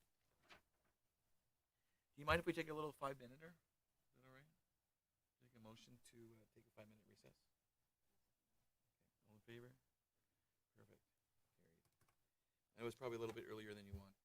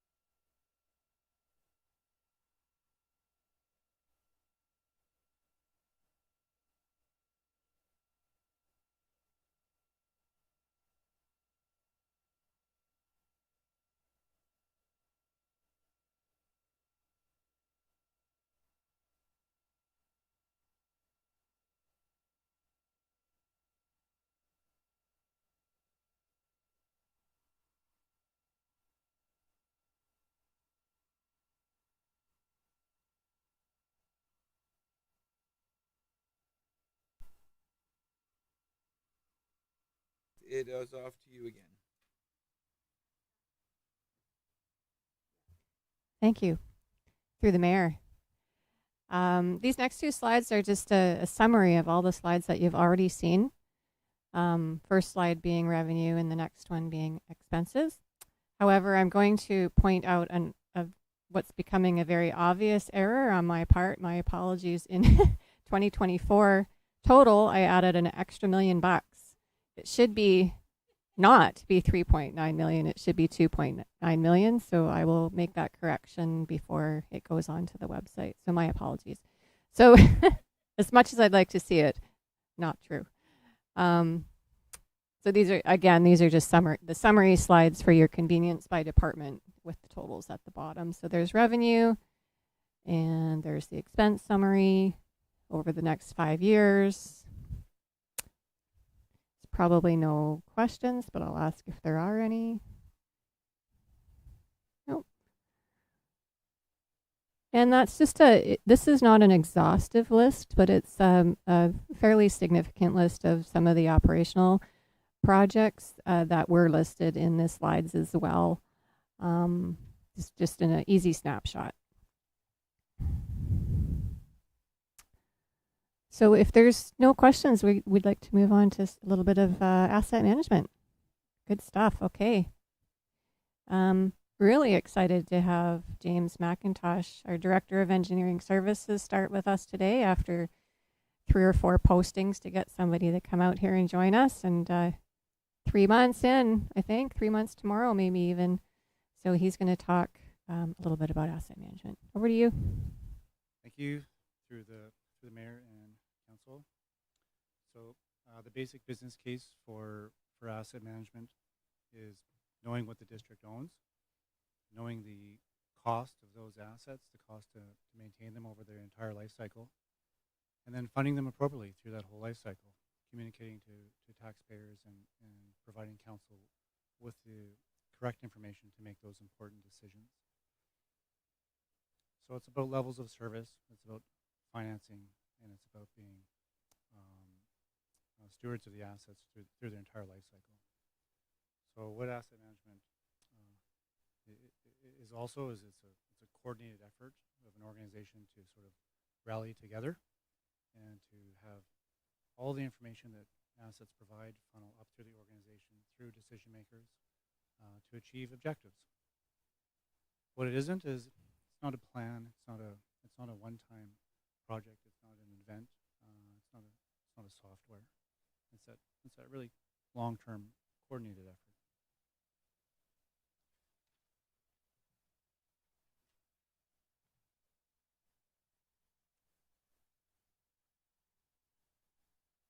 This is a great starting point for asset management.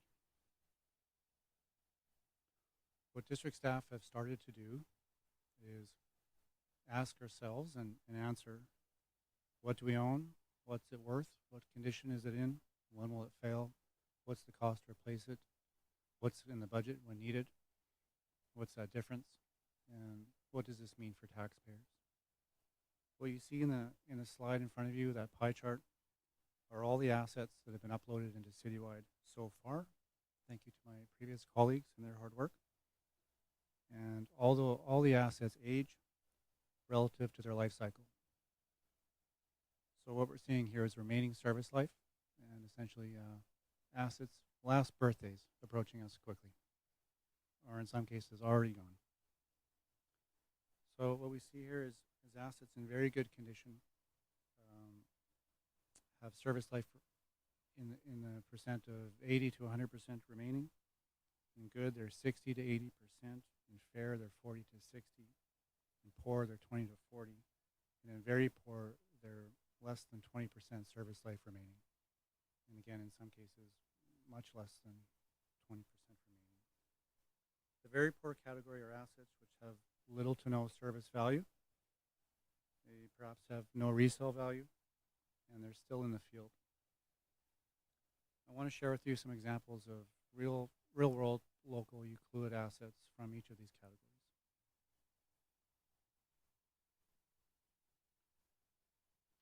So I'll start at the top left, that very poor row and work my way across. What we see in that very poor condition is UCC. Oh, I'm sorry, Rec Hall. Sorry, everybody. Sorry, almost caused an uproar there. Sorry. So Rec Hall, please replace now. It's out of service life, or it's incredibly close to it. Moving across fleet and machinery, there's that front end loader, still in service. Roads, Imperial Lane there, it's very old. It's past its service life.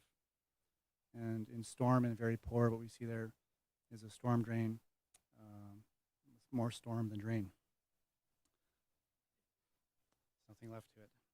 In poor, what we see is a skid steer there that has a little bit of life, but it should be replaced very soon.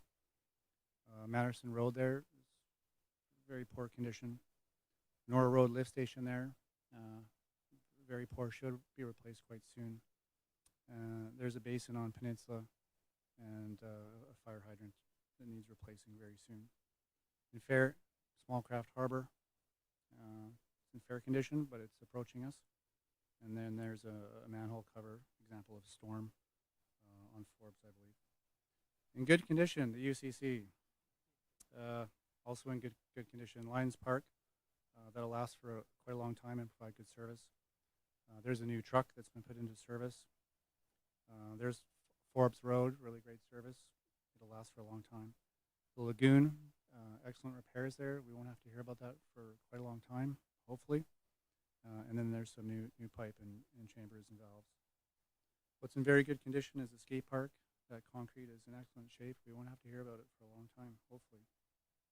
And then in water, there's a pressure reducing valve, an altitude valve that's providing great service to the community and will hopefully last for a long time.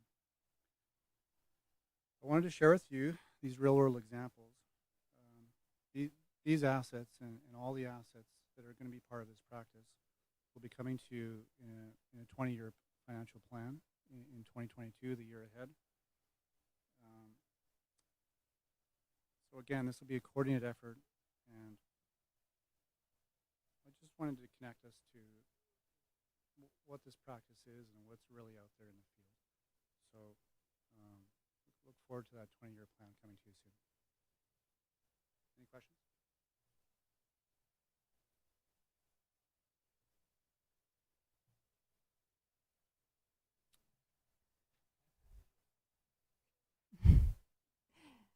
Thanks, James. And what I want to just add in about asset management is this is not a unique situation because we're in Euclid. This is it's a worldwide problem. Everybody has old infrastructure in the ground, above the ground, below the ground. And so we're kind of all finding ourselves in this situation where we're actually required to have an asset management plan, and in a lot of cases even to apply for grants.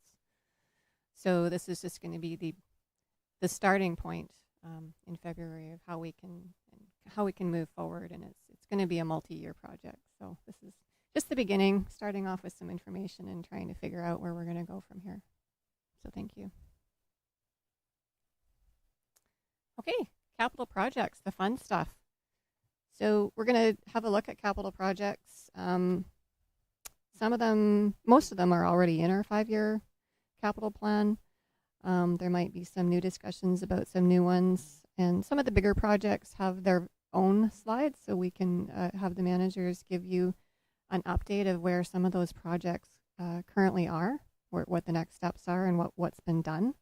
And then the other ones will just be listed in the future slides. So what have we got first here? I think we have Mr. Greg's going to come up and talk about a couple of things.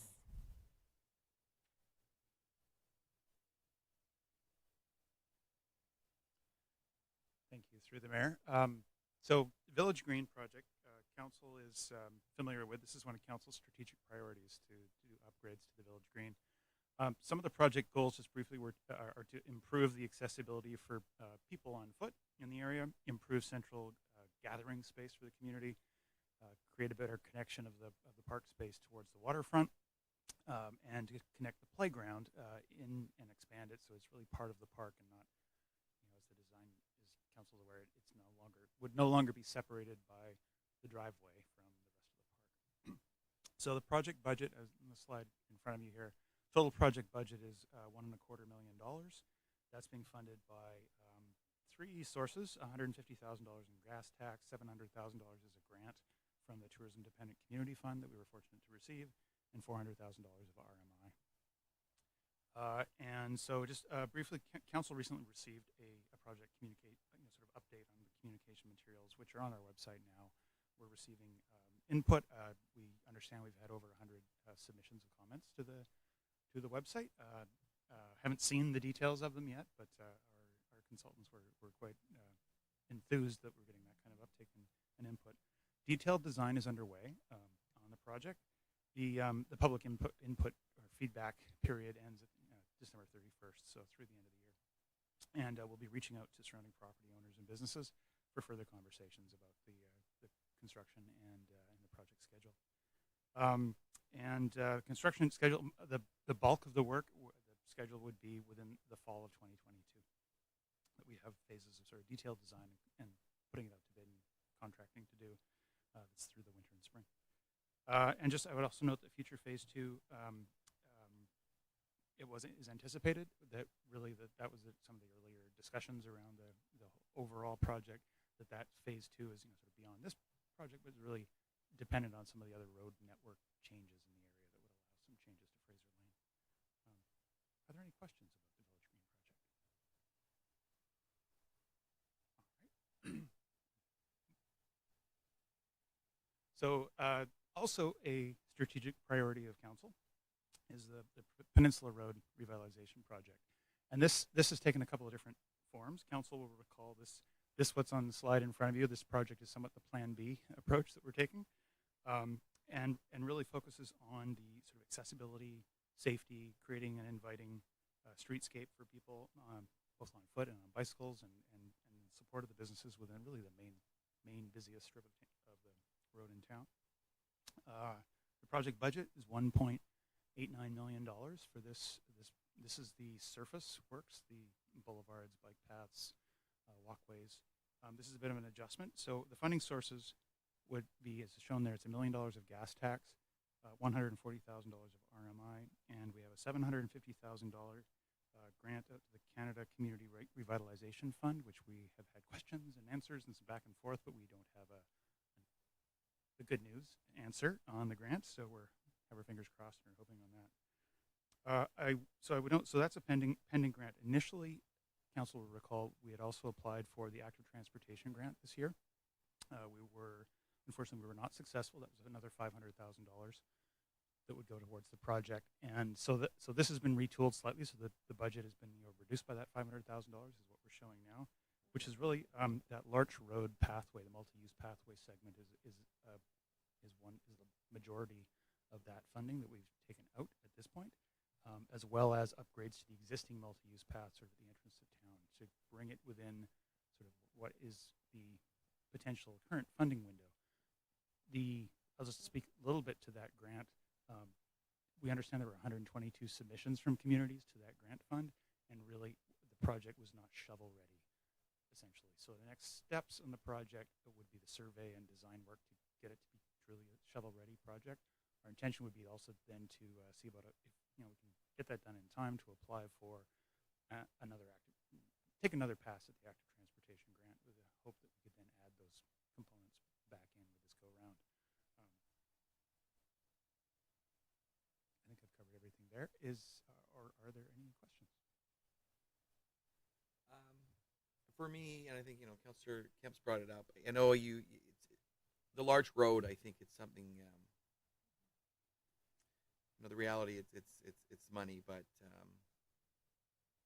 when do we start to prioritize that? And I appreciate what you put before us. I don't want to lose sight of that and the importance there of the connectivity between the senior center and that hub and Nora Road, and how that it's just we talk about wild game trails. Well, that's one of the main human trails there is Larch Road. So as much as it's not before us here today, I think I would encourage you to try to keep I don't want to pick between the two, and I think the importance level to both of them are equal. Through the mayor, I can speak for staff. Our sort of project team, looking at this, couldn't agree more that the large road section is really important.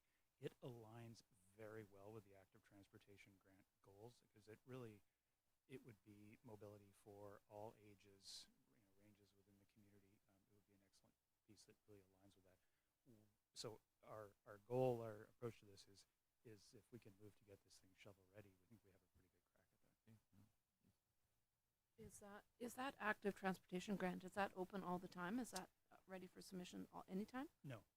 It's something that comes up every year. It's something that comes up annually, and so we're anticipating that there will be another funding opportunity, perhaps in the spring. So that's what we're hoping to be ready to pounce on that with a project that ticks more of their boxes, and it was very well subscribed this last year. So that was we understood was the issue. He didn't hear you. Okay. Okay, great. So you're checking off those boxes, so it's a bit more shelf ready. That's definitely the intent. With large road. Really, it's survey work and taking it to a full engineer design and higher level of cost estimating, so that we can have it basically ready to bid out. And with the hope that we would get that active transportation grant and make this all part of this and not have to leave that as a future. No, I'd hate to. Yeah, well, if we did it when we look at other sources of funding, but at least have it designed and ready to go. The Marine Drive addition that we had done a few years ago, really changes that whole part of town. So it's time for Larch to get that. Okay, no, thank you. If there are no other questions, I think we're up. Okay, no, we're good. And this sort of is a bit of an introduction or segue to what I was discussing was really the surface works. But Mr. McIntosh will speak about some of the underground work as well.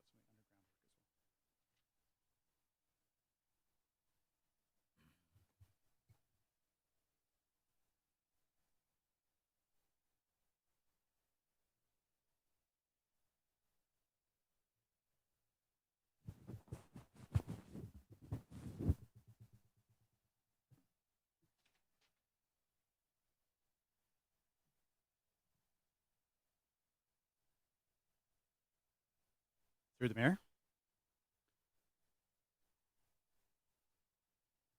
So the underground utilities that are under Peninsula Road are effectively beyond their life cycle. They're due for a replacement. That's storm, sewer, and water. And so we're playing a little bit of catch up to try to align this project with what's happening above the ground on the beautification project there. So there's some layers to sort out here. So the first step for me really is to have have a survey done, particularly of the storm system, and get some drawings together so that it can be ready to align and be in as a companion project with the beautification project that's happening above. So that's step one for me really, is to get those interconnection points sorted out. From there, it will be increasing survey and concept and detailed design for the remaining utilities, and that will be working with the Ministry of Transportation and Infrastructure prior to their paving project. So those layers of that utility project is getting started. It's mostly unfunded, but I'm speeding way to try to put plans in place to essentially catch that up and get that in good hands. So just a quick question on this. Obviously, everything we do get proposed is pretty much unfunded till we come up with the plan. So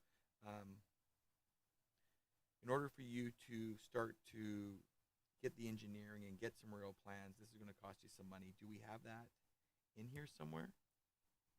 We have $100,000 to have the storm surveyed and designed. See that, yep. So So that would be the first piece. And I don't know, the water and sewer component. Do you have to get another study for that, or is it just basically you're just replacing what's existing there? Like there must be another $100,000 bill for that plan, right? Yep, or more. Yep.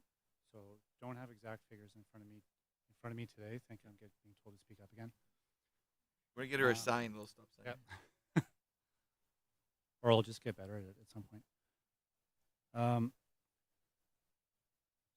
So the entire project, except for that $100,000 of design work for the storm element, is unfunded at this point. So essentially, I'll be working with our chief financial officer and funders from the province to try to allocate some funds for that design work in future years. And then working with the Ministry of Transportation and Infrastructure, and we've had meetings with them. They're very flexible and quite aware of our underground utility situation, our potential plan and project here, and willing to work with us. So delaying their project a little bit, or coordinating.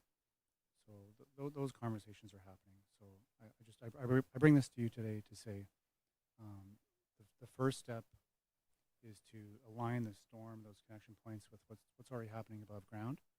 And then the next step is to find funding to have design work for those remaining utilities, and then start applying to grants. So, Ms. Monteith, the funding that the department needs, again, water and sewer, are self-funding. So if we're having to start planning for sewer and water, I know I'm dumbing it down here, but the reality is, if that's a priority, there's a way to fund that, is there not? The planning and engineering part of that? Yeah, so we have reserve funds for general government and water and sewer. Our sewer reserve fund is not very high. It's about, at the end of 2020, it was about $285,000. Water's about $1 million. And we have funds in general government. So all three of those different utilities belong to all three of the different funds. So it's sort of a cart before the horse after the cart situation, where we have to show these things in the 5-year plan in order to apply for the grants. And then we have to be shovel ready, which means we have to spend money to get ready to submit for the grant. So it's really challenging in these small communities, but that would be a good example of what I would recommend using reserve money for. Thank you. Thank you. Oh, Councillor Cole.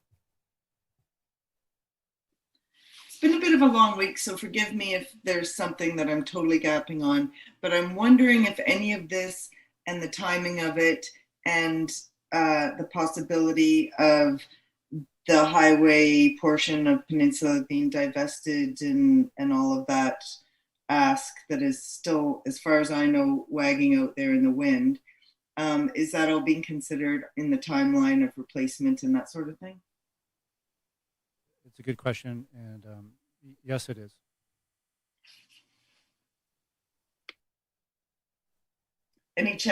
Sorry, as a follow-up, any chance they can't just pay for all of this? Sorry. Well, if you look at the reality is the surface part is the cheap part. So, and yeah, the road's the road, but the underground is obviously the big kicker here. I know you like the 12.2 as much as I do, but the reality is we're going to have to start planning for it, and no time like the present. So. And through the mayor, some of this too is if MOTI is planning on paving Peninsula Road in 2024-ish, this is us trying to work in conjunction with that, because no one wants to be the jerk that comes back and rips up all a brand new road to put in a water line.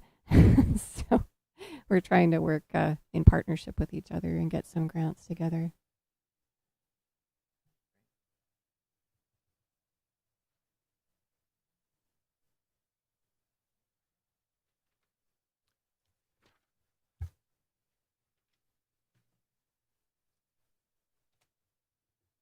Okay, so moving on, I have a little win for you.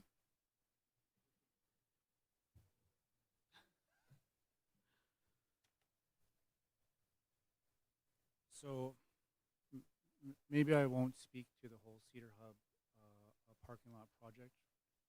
Council is very familiar with that project, and I'll just speak to the completion. We've completed a request for proposal and have located a qualified contractor that has experience on the West Coast to come and provide a modular washroom facility to that Cedar Hub parking lot for a good value, and they have availability to come and build that modular washroom offsite in the form and character that we had designed previously from the design center. So it's a nice West Coast architecture, again in a modular style, and it'll be delivered here and installed on site for an anticipated date of February or early spring.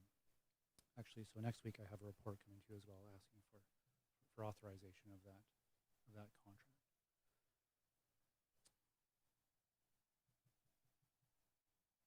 I think I'll leave it there. It's a win for the Cedar Hub. Yeah, that's good. It's great. Thank you. Are there any questions about that?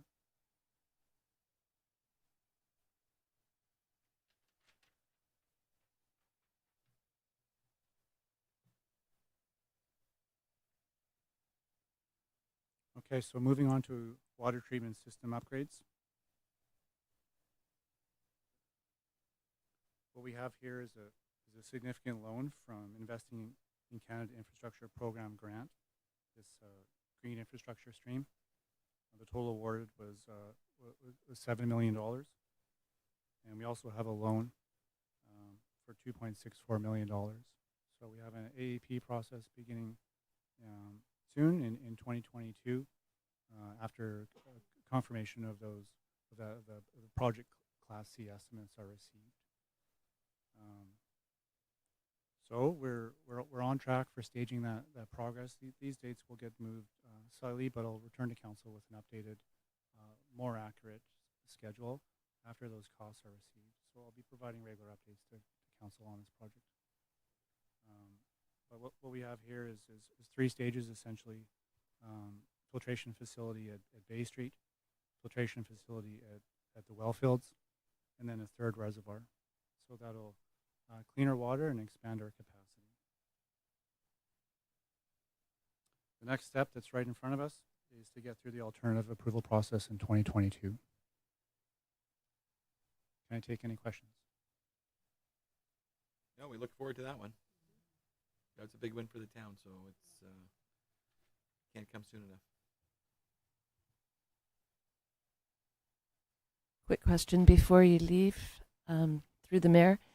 There is a cost for conducting the AAP, alternative approval process. So would that be charged to water, or would that be under something else? Maybe Ms. Monteith could answer that. Sure. Through the mayor, either Joey or myself could answer that. I think Joey's just really wanting to let you know what's going on there. So we're going to do that process in-house, which means that we think we can limit the cost significantly and carry it predominantly through the corporate services operating budget. Previous years, I know that we've budgeted quite a bit. The challenge with AAPs is if they fail, they have to go to referendum. The best way to deal with an AAP to avoid additional costs is to back the AAP up into a general election, but that means that you have to do it within 80 days. So that's putting substantial delay in the AAP process and is not ideal for us. So we're looking at getting on this as soon as we can in the new year. As the Director of Engineering said, we're waiting on confirmation of costs, and I'm currently working on an analysis of the total number of electors so we can get ahead on that project. Great, thank you.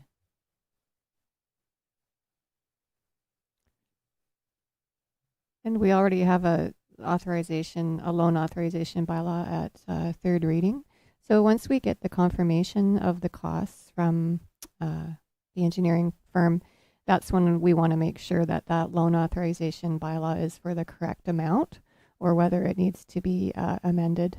And so we want to make sure that we send off to the province something that is actually what we need. Yeah. Thank you.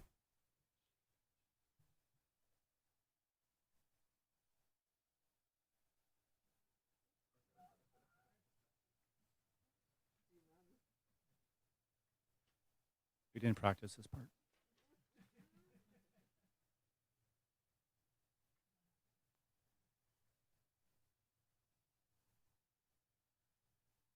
Okay, so I'll just I'll provide a brief update of this summary for all capital projects, and then pause for any questions.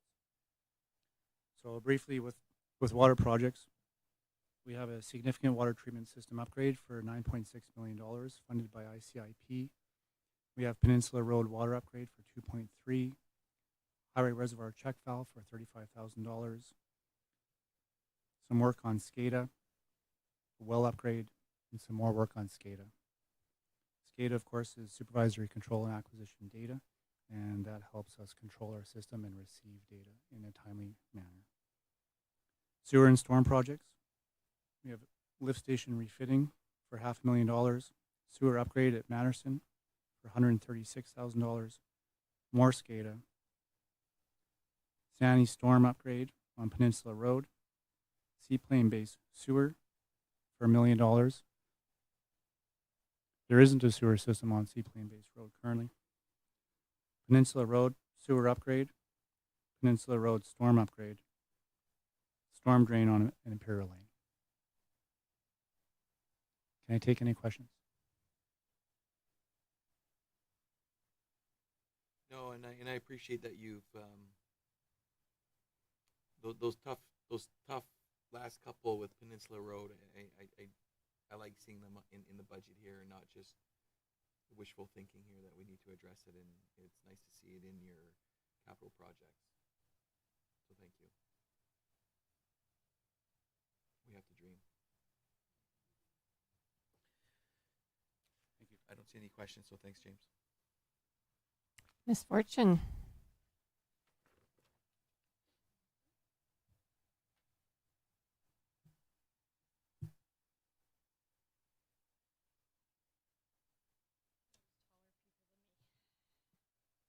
All right, is that Paula? Is that good? Thank you. All right, now comes the fun stuff. And it's almost time. All right, so community facilities Tugwell. So we've done some primary work on the preliminary work on this project, and I'll be presenting to council in the new year, looking at a cow where we'll look at reported clarifying structure type and scope. From the funding we received, let me back up. $1 million's been allocated from the Barclay Community Forest funds for this project.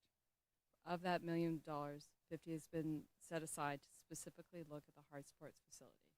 And as I said, I'll be presenting a report to council in the new year and looking at the overall layout as well. So that's upcoming, and that's where that's sitting at this moment. And we're looking at setting up a Class D option, and then we'll look at preliminary design once I get some scope from you guys. Any questions? Okay, well, we hope to see that scope in that committee of the whole. Yes. Okay, I don't need to say that. Okay, yeah. Thank you. Yeah, no, I understood. Okay, thank you. Understood. All right, next slide, please. Okay, so Trade House is running along quite well. I've got an update for you all for the December 14th council meeting, so I won't go into huge details on this one. As you're aware, we do have just shy of $1 million for investing in Canada Infrastructure Program grant, and then through the resort municipality, we've got about $363,000 to the total tune of about 1.3 or 1.4 for our grant budget. To date, we've spent 128. So work completed, as you'll see in the report, is a concept design for the house. We've almost completed the landscaping portion of this project. We're very excited about it. And the site servicing for design has been completed. So the next steps are that we're in just finalizing development right now. In the new year, we'll have project cost verification, which will be done by a contractor, and we'll identify any additional funding if required. We're in design, then the next steps after that will be design detail and construction documents, and then construction schedule update, which I will provide you guys in the new year. So we're probably, so as I said, I've got a report to you for December 14th, and then there will be a follow-up in the February. Any questions on this? It's going quite well. All right, Harbor Capital. So we had some completion this year. We had the washroom upgrade. My glasses aren't working today. Harbor Master Plan is basically done. We're on final moments with that. We're still, it's sitting with DFO, so we can't go any further with that until DFO gives us a review. Cleaning station signage was done, and the Whiskey Dock ramp, as you probably noticed, is completed. So that's exciting for us. The carry forward projects, we were looking at asphalt pathway. Unfortunately, did not pan out with the timing with the asphalt people this year, but we'll be looking at that for next year. What is the asphalt? I don't understand. What so where the, yeah, well, it's along, yes. So where the parking lot is, the gravel path on the yeah, long the shore. parking lot gravel path. That's right. So new pilings at Whiskey Dock. Unfortunately, they weren't able to do them this past year. They didn't have enough grouping to do it, so now we're combining it. So this spring we'll be doing another 7 pilings at Whiskey Dock. EV charging station with the Rmi funding, we're looking at a number of different options, and I will be bringing that one forward to you guys as well. That's kind of basically the key aspects. Water's Edge Walkway, just to update you on that one. We're in a bit of a holding pattern right now. We're just working through Front Counter BC. It's probably going to be two years or a year and a half now to get that properly deemed for us to correct and fix and replace the walkway. Okay, I do have a couple questions. So we'll start with the walkway one. So when you're saying the walkway, you're not talking about the one we removed. You're talking about the one that's still there. That's correct.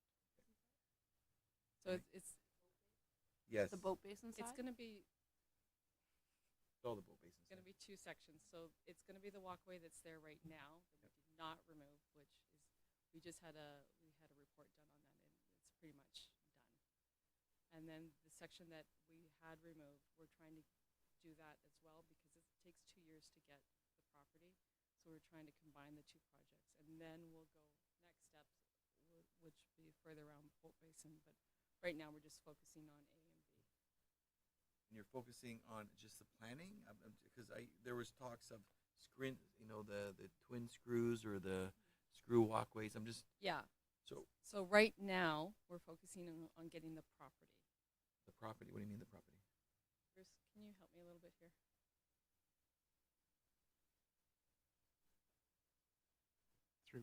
Through the mayor, it's when you're doing work on the Crown foreshore, there's a significant amount of time goes through the permitting of that.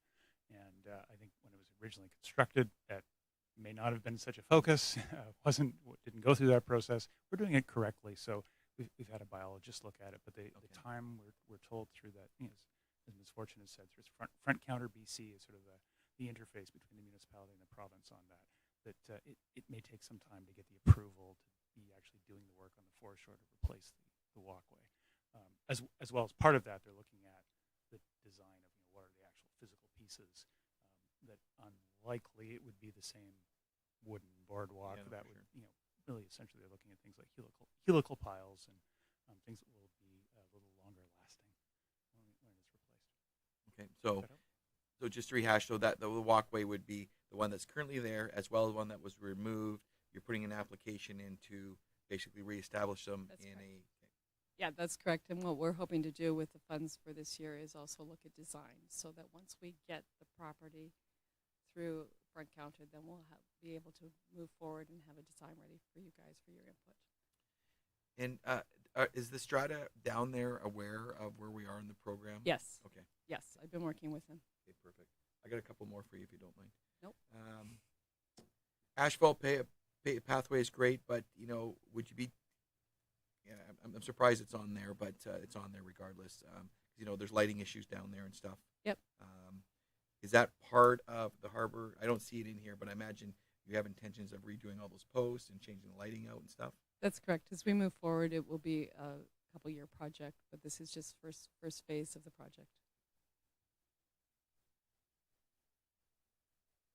The walkway down to Whiskey Dock, the old one's not still down there when the whole town's down there tonight, is it?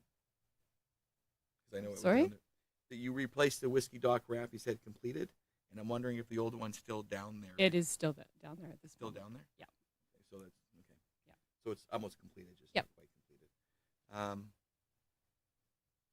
The cleaning station signage, that's one that's been going back and forth.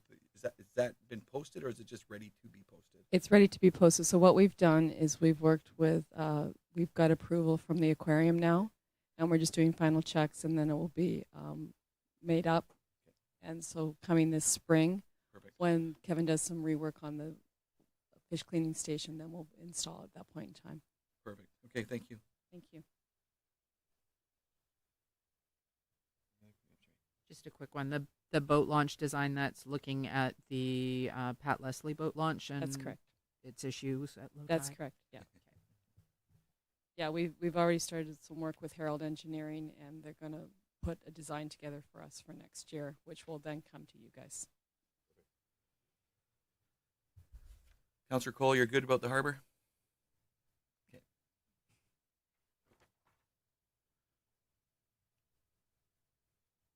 Okay, Still so here. Parks Capital Projects. We completed the cemetery upgrade in the upper level. Spring Cove Trail, we finally had our grand opening on that, so that was a very positive moment, and the mayor was there on that day. And I think having the connection with our Indigenous community, it was a very, very one of the more positive days that I've been involved with. So that was quite exciting. Carry forward, as I mentioned before, the Edna Bachelor Park Pathway, and we'll be getting that done this spring. And the other, as I discussed earlier, one of the things we're looking at is over the next, from 2022 to 2025, now this is funded through taxes, is looking at $50,000 a year. We had a project done through Urban Systems, so they've done an evaluation, especially of the lighthouse loop. Sorry, the lighthouse, thing that goes like this, the lighthouse loop. And so the other end of that is we do have some bridges that we really do need to replace properly, and we will be looking at other options other than the wood that we've had in the past. So that's something. It's going to be a big project over the next couple of years. Then there's the big ticket item, which I'm looking towards with a grant. So I'll be working with the planning department on a playground section of the Village Green. That the actual site of the playground has not been done yet. So that's something that we're hoping to do some design this year. Yes, design this year, and then I'll be looking towards the grant. Probably looking at a co-op grant. Is the Community Spaces Co-op grant is one of the ones that we're looking at applying for. Any questions? Quick one. The Edna Bachelor Park path, is that to deal with the drainage issue and just to create a proper path through? Okay. That's Having correct. walked through some mud the other night, Yeah. totally. That is correct. And then you walk through and you realize you've gone through 3 inches of mud. Yeah.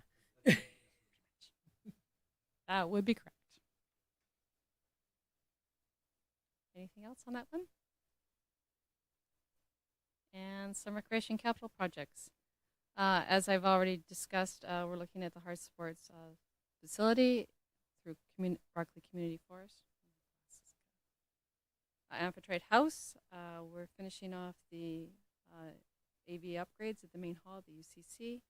So this is something that you haven't seen yet. It's the C-can storage at the UCC. Right now we've got a lot, as you know, when you go to the main hall, you usually see a lot of gymnastics equipment stuffed in the corner, very neatly stacked in the corner, but it is becoming a bit of an issue.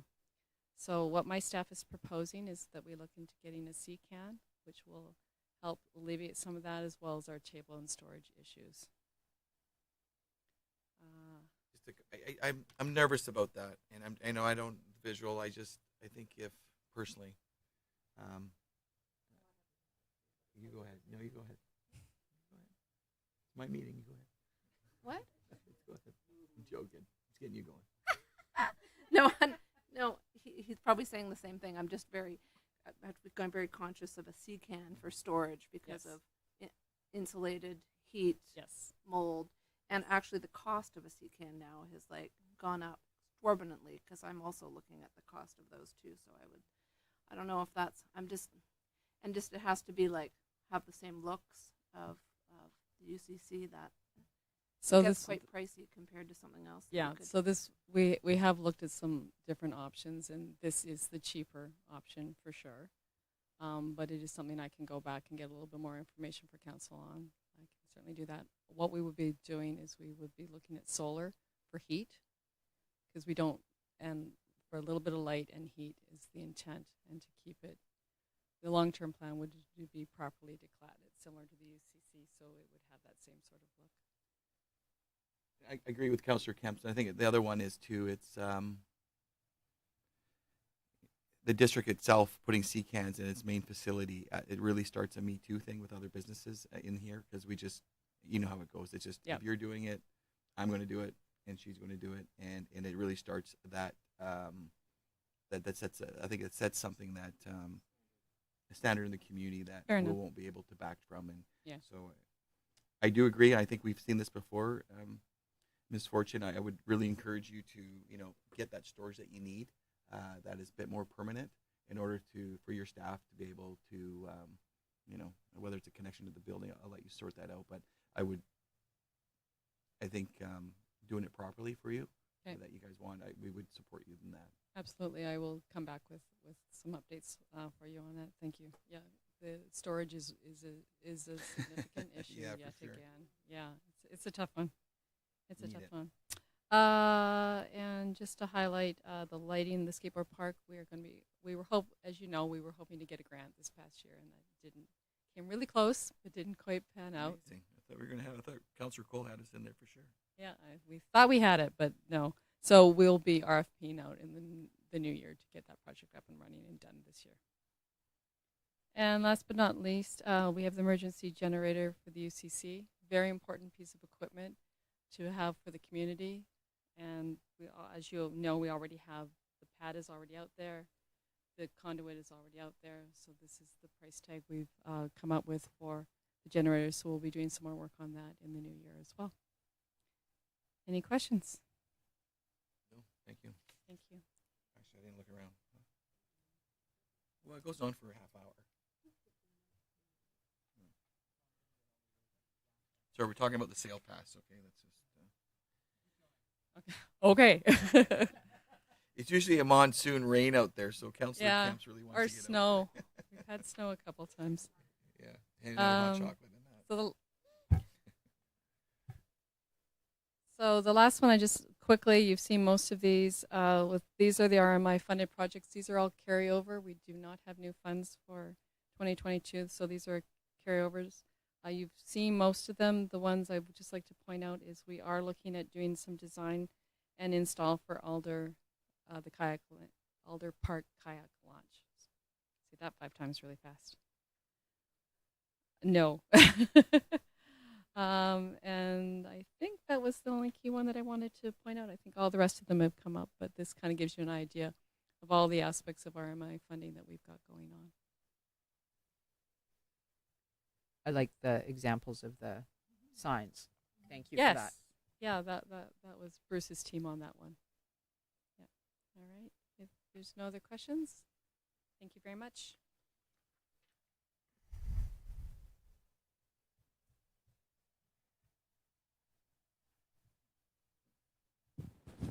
We're getting there. There's only 9 slides left, I think. 10 slides. We're doing awesome.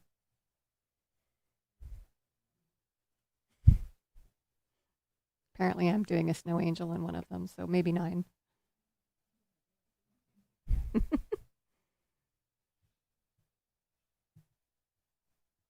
For fire and emergency services capital projects, not a lot as far as capital projects.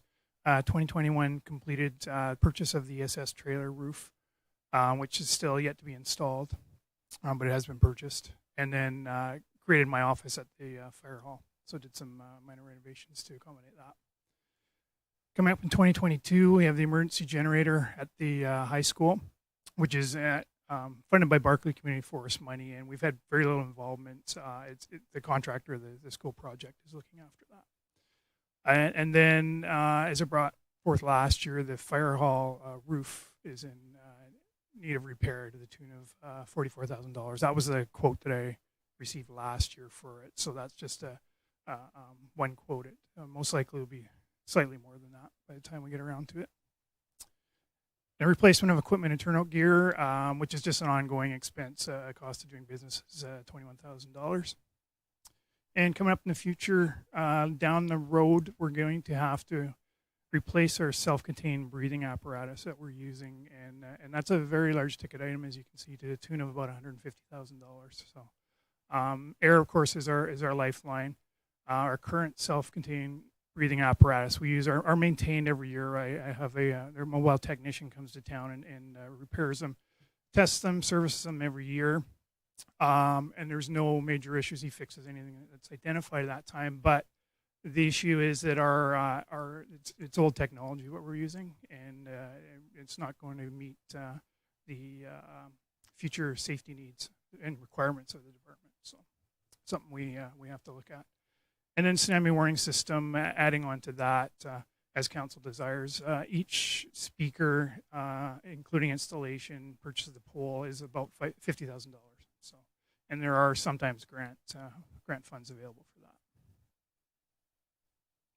Any questions?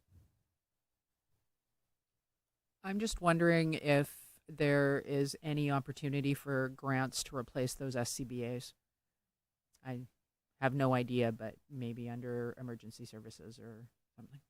Yeah, through the mayor from time to time there is. I try and keep my eye on that. It's not too common, but yeah, there is sometimes opportunity.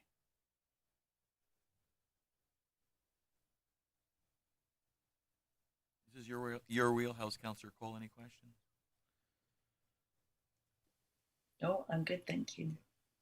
You're good, Chief. Thank you.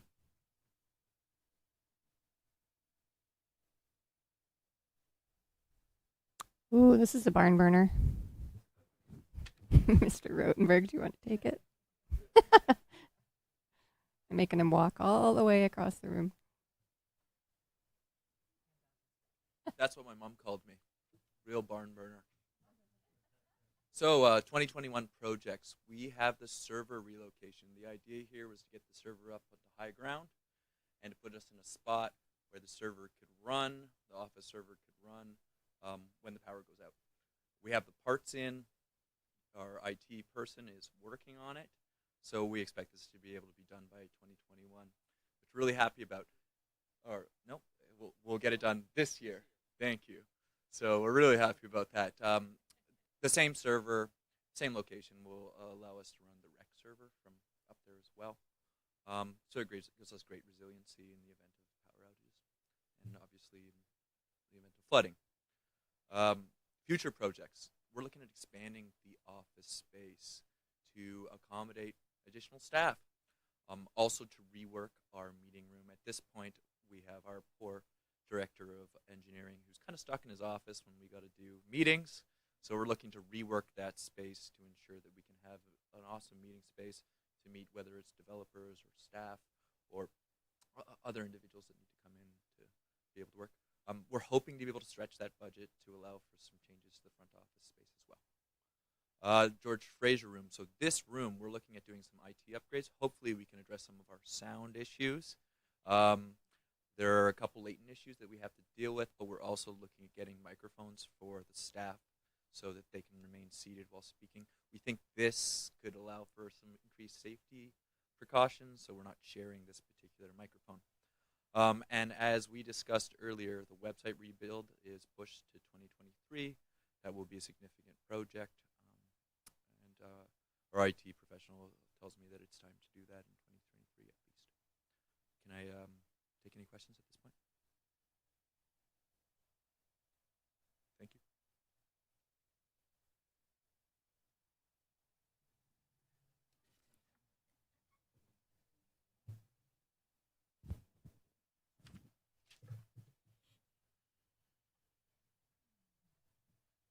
right.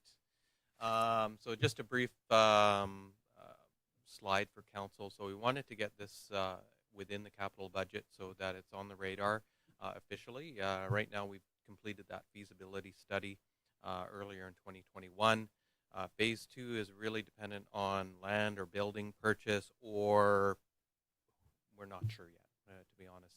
So that one, it is unfunded at this point in time. There has been discussions about using some of the Barclay Community Forest funds, but it hasn't been allocated by resolution of council at this point in time. So that's why we're leaving it at this point as unfunded.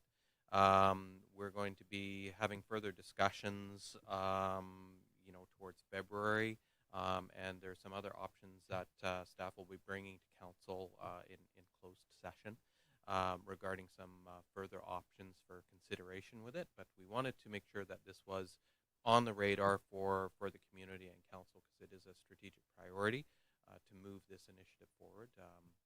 We can't say a lot about what we're doing right now because it's still within a closed session. But I'm happy to answer any questions that I'm able to at this point. Seeing none, I'm glad to see it on the in this binder today. So thank you.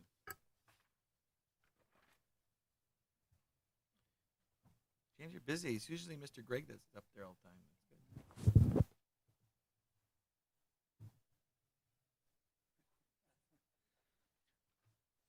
Hopefully you'll keep inviting me back.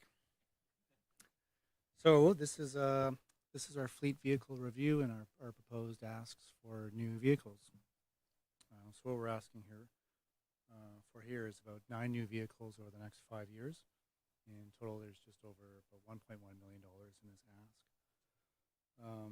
So what we're looking at doing is purchasing in 2022 a new janitorial van, a new bylaw inspection vehicle, a new small tractor, and then a larger tractor. In 2023, we're looking at replacing that front end loader, and then 2 new trucks, a 1-ton and a 3/4 ton. And then later on in this cycle, we're looking at purchasing a replacement fire engine.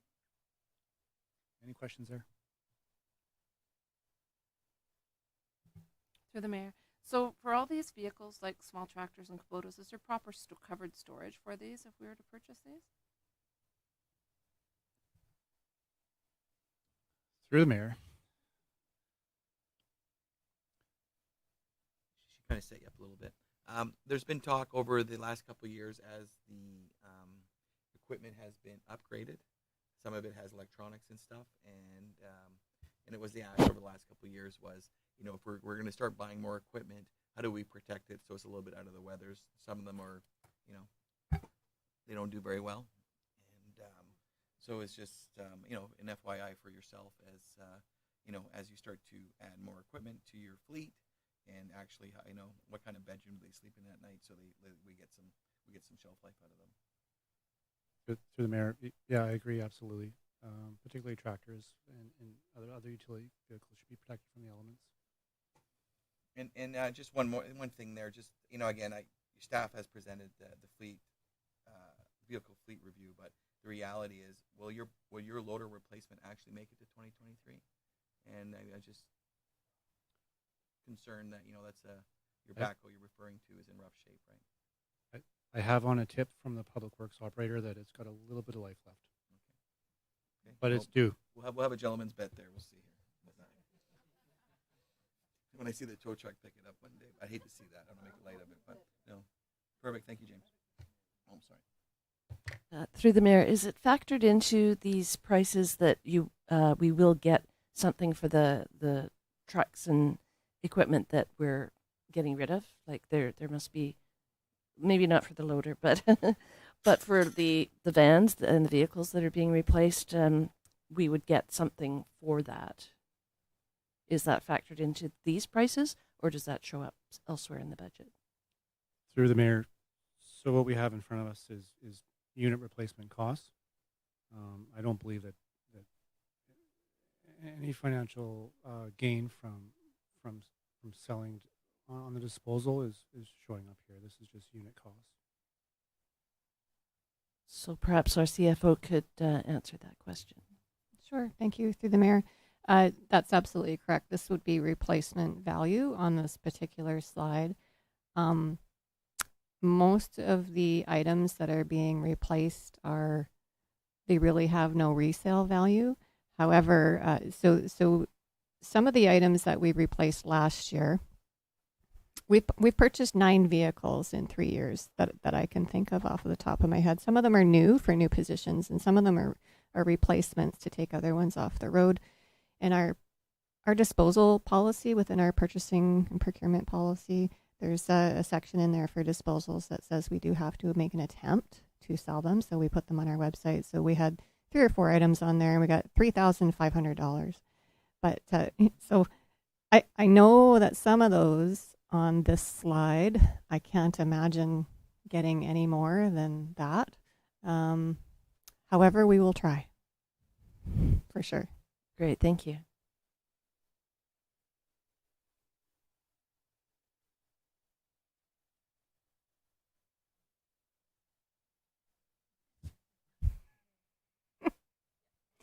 We just put pictures in there as examples of what a tractor might look like. Just don't buy that brand new. We're not being trying not to be brand specific here. Okay, so we're near the end. So I did want to touch on just a couple of things before we wrap it up, and then I'm going to turn it over to Mr. Lawrence for some final comments as well. So these next 3 slides all correspond to each other. So in the budget seminar that we had in the summer, we talked about core services and how those core services are typically funded by taxes and sales of service and so on.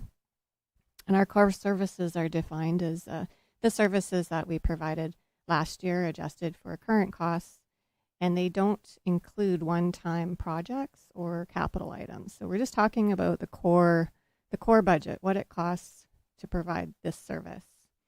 And we mentioned that we're in a position where we have a small core deficit that I'm looking to transition away from. Typically what we do is we top up that gap with reserve funding or unrestricted surpluses. And I'm going to show you another slide in a minute, but it's a little bit exasperated because of the fact of the pandemic. So as an example, we're budgeting a loss of $100,000 next year in recreation revenue. So to put it into understandable terms, 1 staff member equals about $100,000. So it's get a little bit exasperated now because we just have this ongoing pandemic. So it's just a little harder to deal with. So we have a little bit of a projected shortfall of the $293,000 that we talked about in the summer. We top it up with unrestricted funds, which is okay. Today we have another.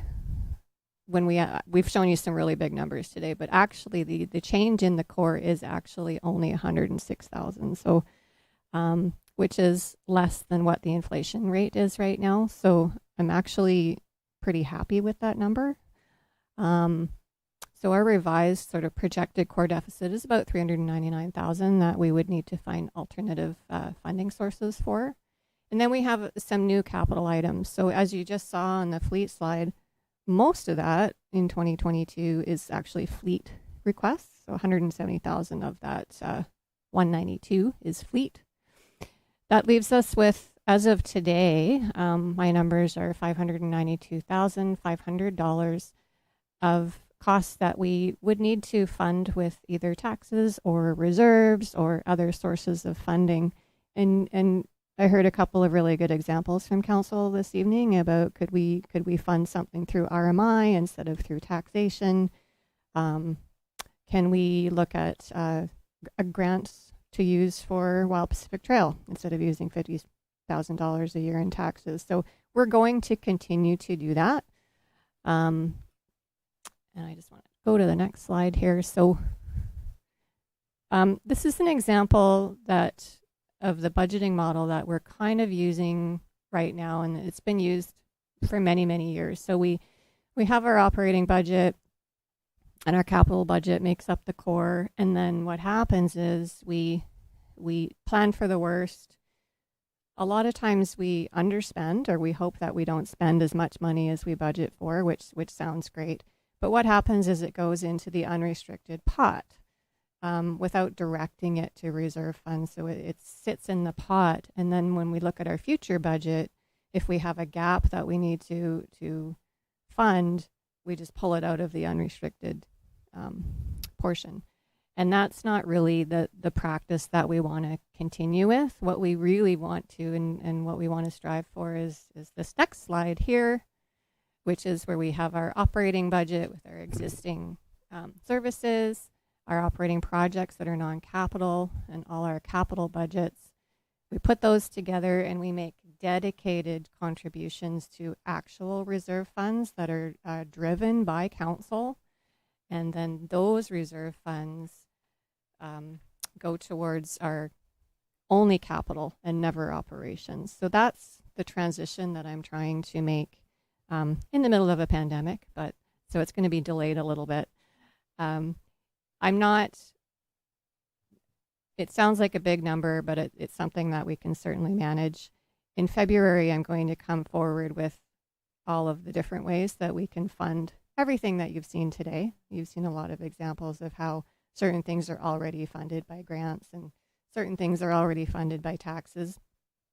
But of course, we also know when we're looking at creating a balanced budget, there's a number of different things that we can do, including increasing fees, whether it's taxes or sales of services.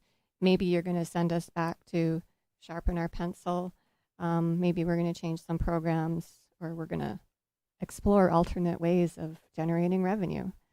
And as well, development hasn't happened as quickly as expected. So the more homes that are put into the district, that adds to our cash register through BC assessment. So I think we're just not quite there yet. So luckily, we have a healthy general government unrestricted surplus at the moment.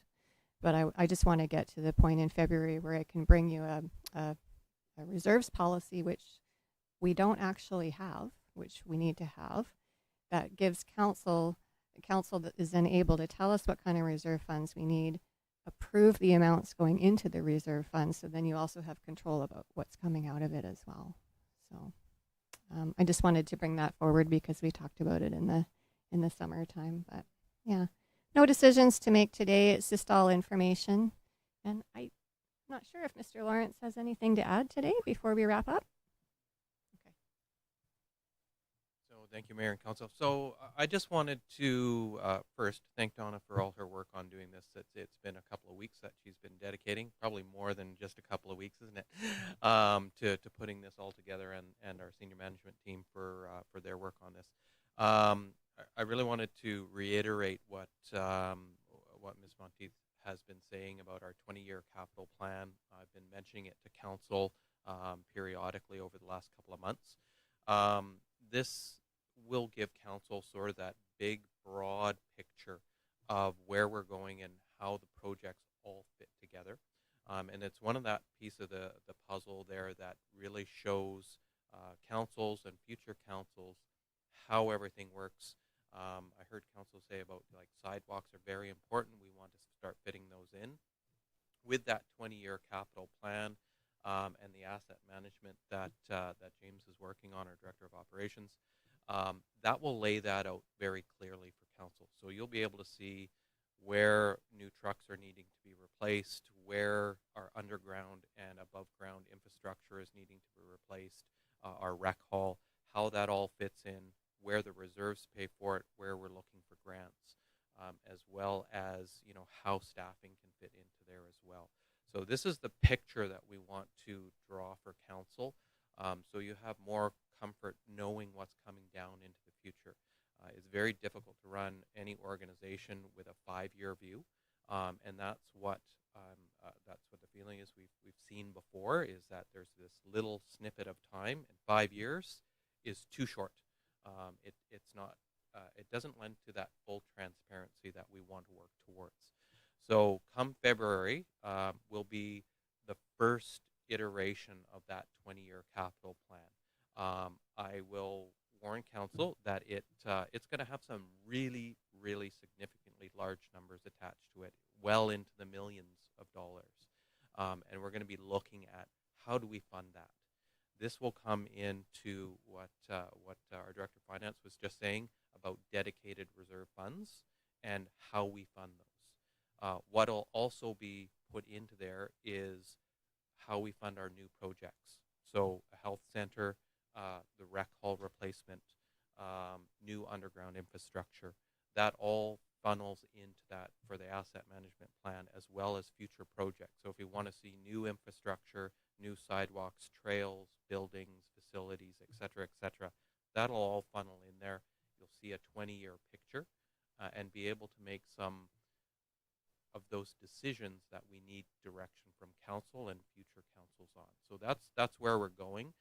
Donna's made Director of Finance has made some significant steps towards that. Previous staff members for our asset management have entered a tremendous amount of data into citywide, which gives us a huge leg forward. But we have a long ways to go. So that's what we're working towards in developing this plan and that full picture. So council will see the operational budget. It'll stay fairly level, right? You won't see big, huge ass and then drops and big, huge ass and then drops. That'll all be within that capital plan. So that's what we're hoping to start on. But I'll reiterate again, there's going to be some very scary numbers in there in the 70 to 80 to $100 million range over the life of the 20 years that we're looking at. So they're going to be huge numbers. If you have any questions on that stuff, I'd be happy to ask. But we will be getting into detail on that as we move forward with the new type of budget and a budget process that we're going to be working on. That's great, and that'll be well received. We appreciate that because I think we all, and thank you. That's great. Thank you. Reality is reality. Okay, so the presentations are done. I'm going to move it along. You're done, Ms. Monteith? And through the mayor, just one more last slide, just where we are in the next steps. So we've got our meeting dates up there. We have a public input period in February. February 3rd is our next meeting for anybody who might be listening out there. We'll be giving out the full 5-year plan, full draft 5-year financial plan, and hopefully you'll be in March sending me back to prepare the bylaws. So that's it for me. Thank you all for coming. you know what Mr. Lawrence said already. Just thank you to all your managers here for putting this together, and Donna for articulating and the visual aids here how you put it together. So thank you. Alrighty then. So is there any other business? Question period. Any questions via Zoom?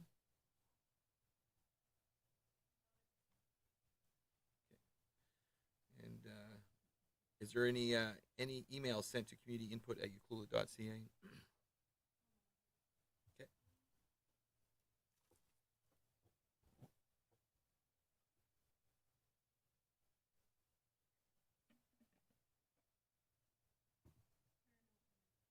Excellent.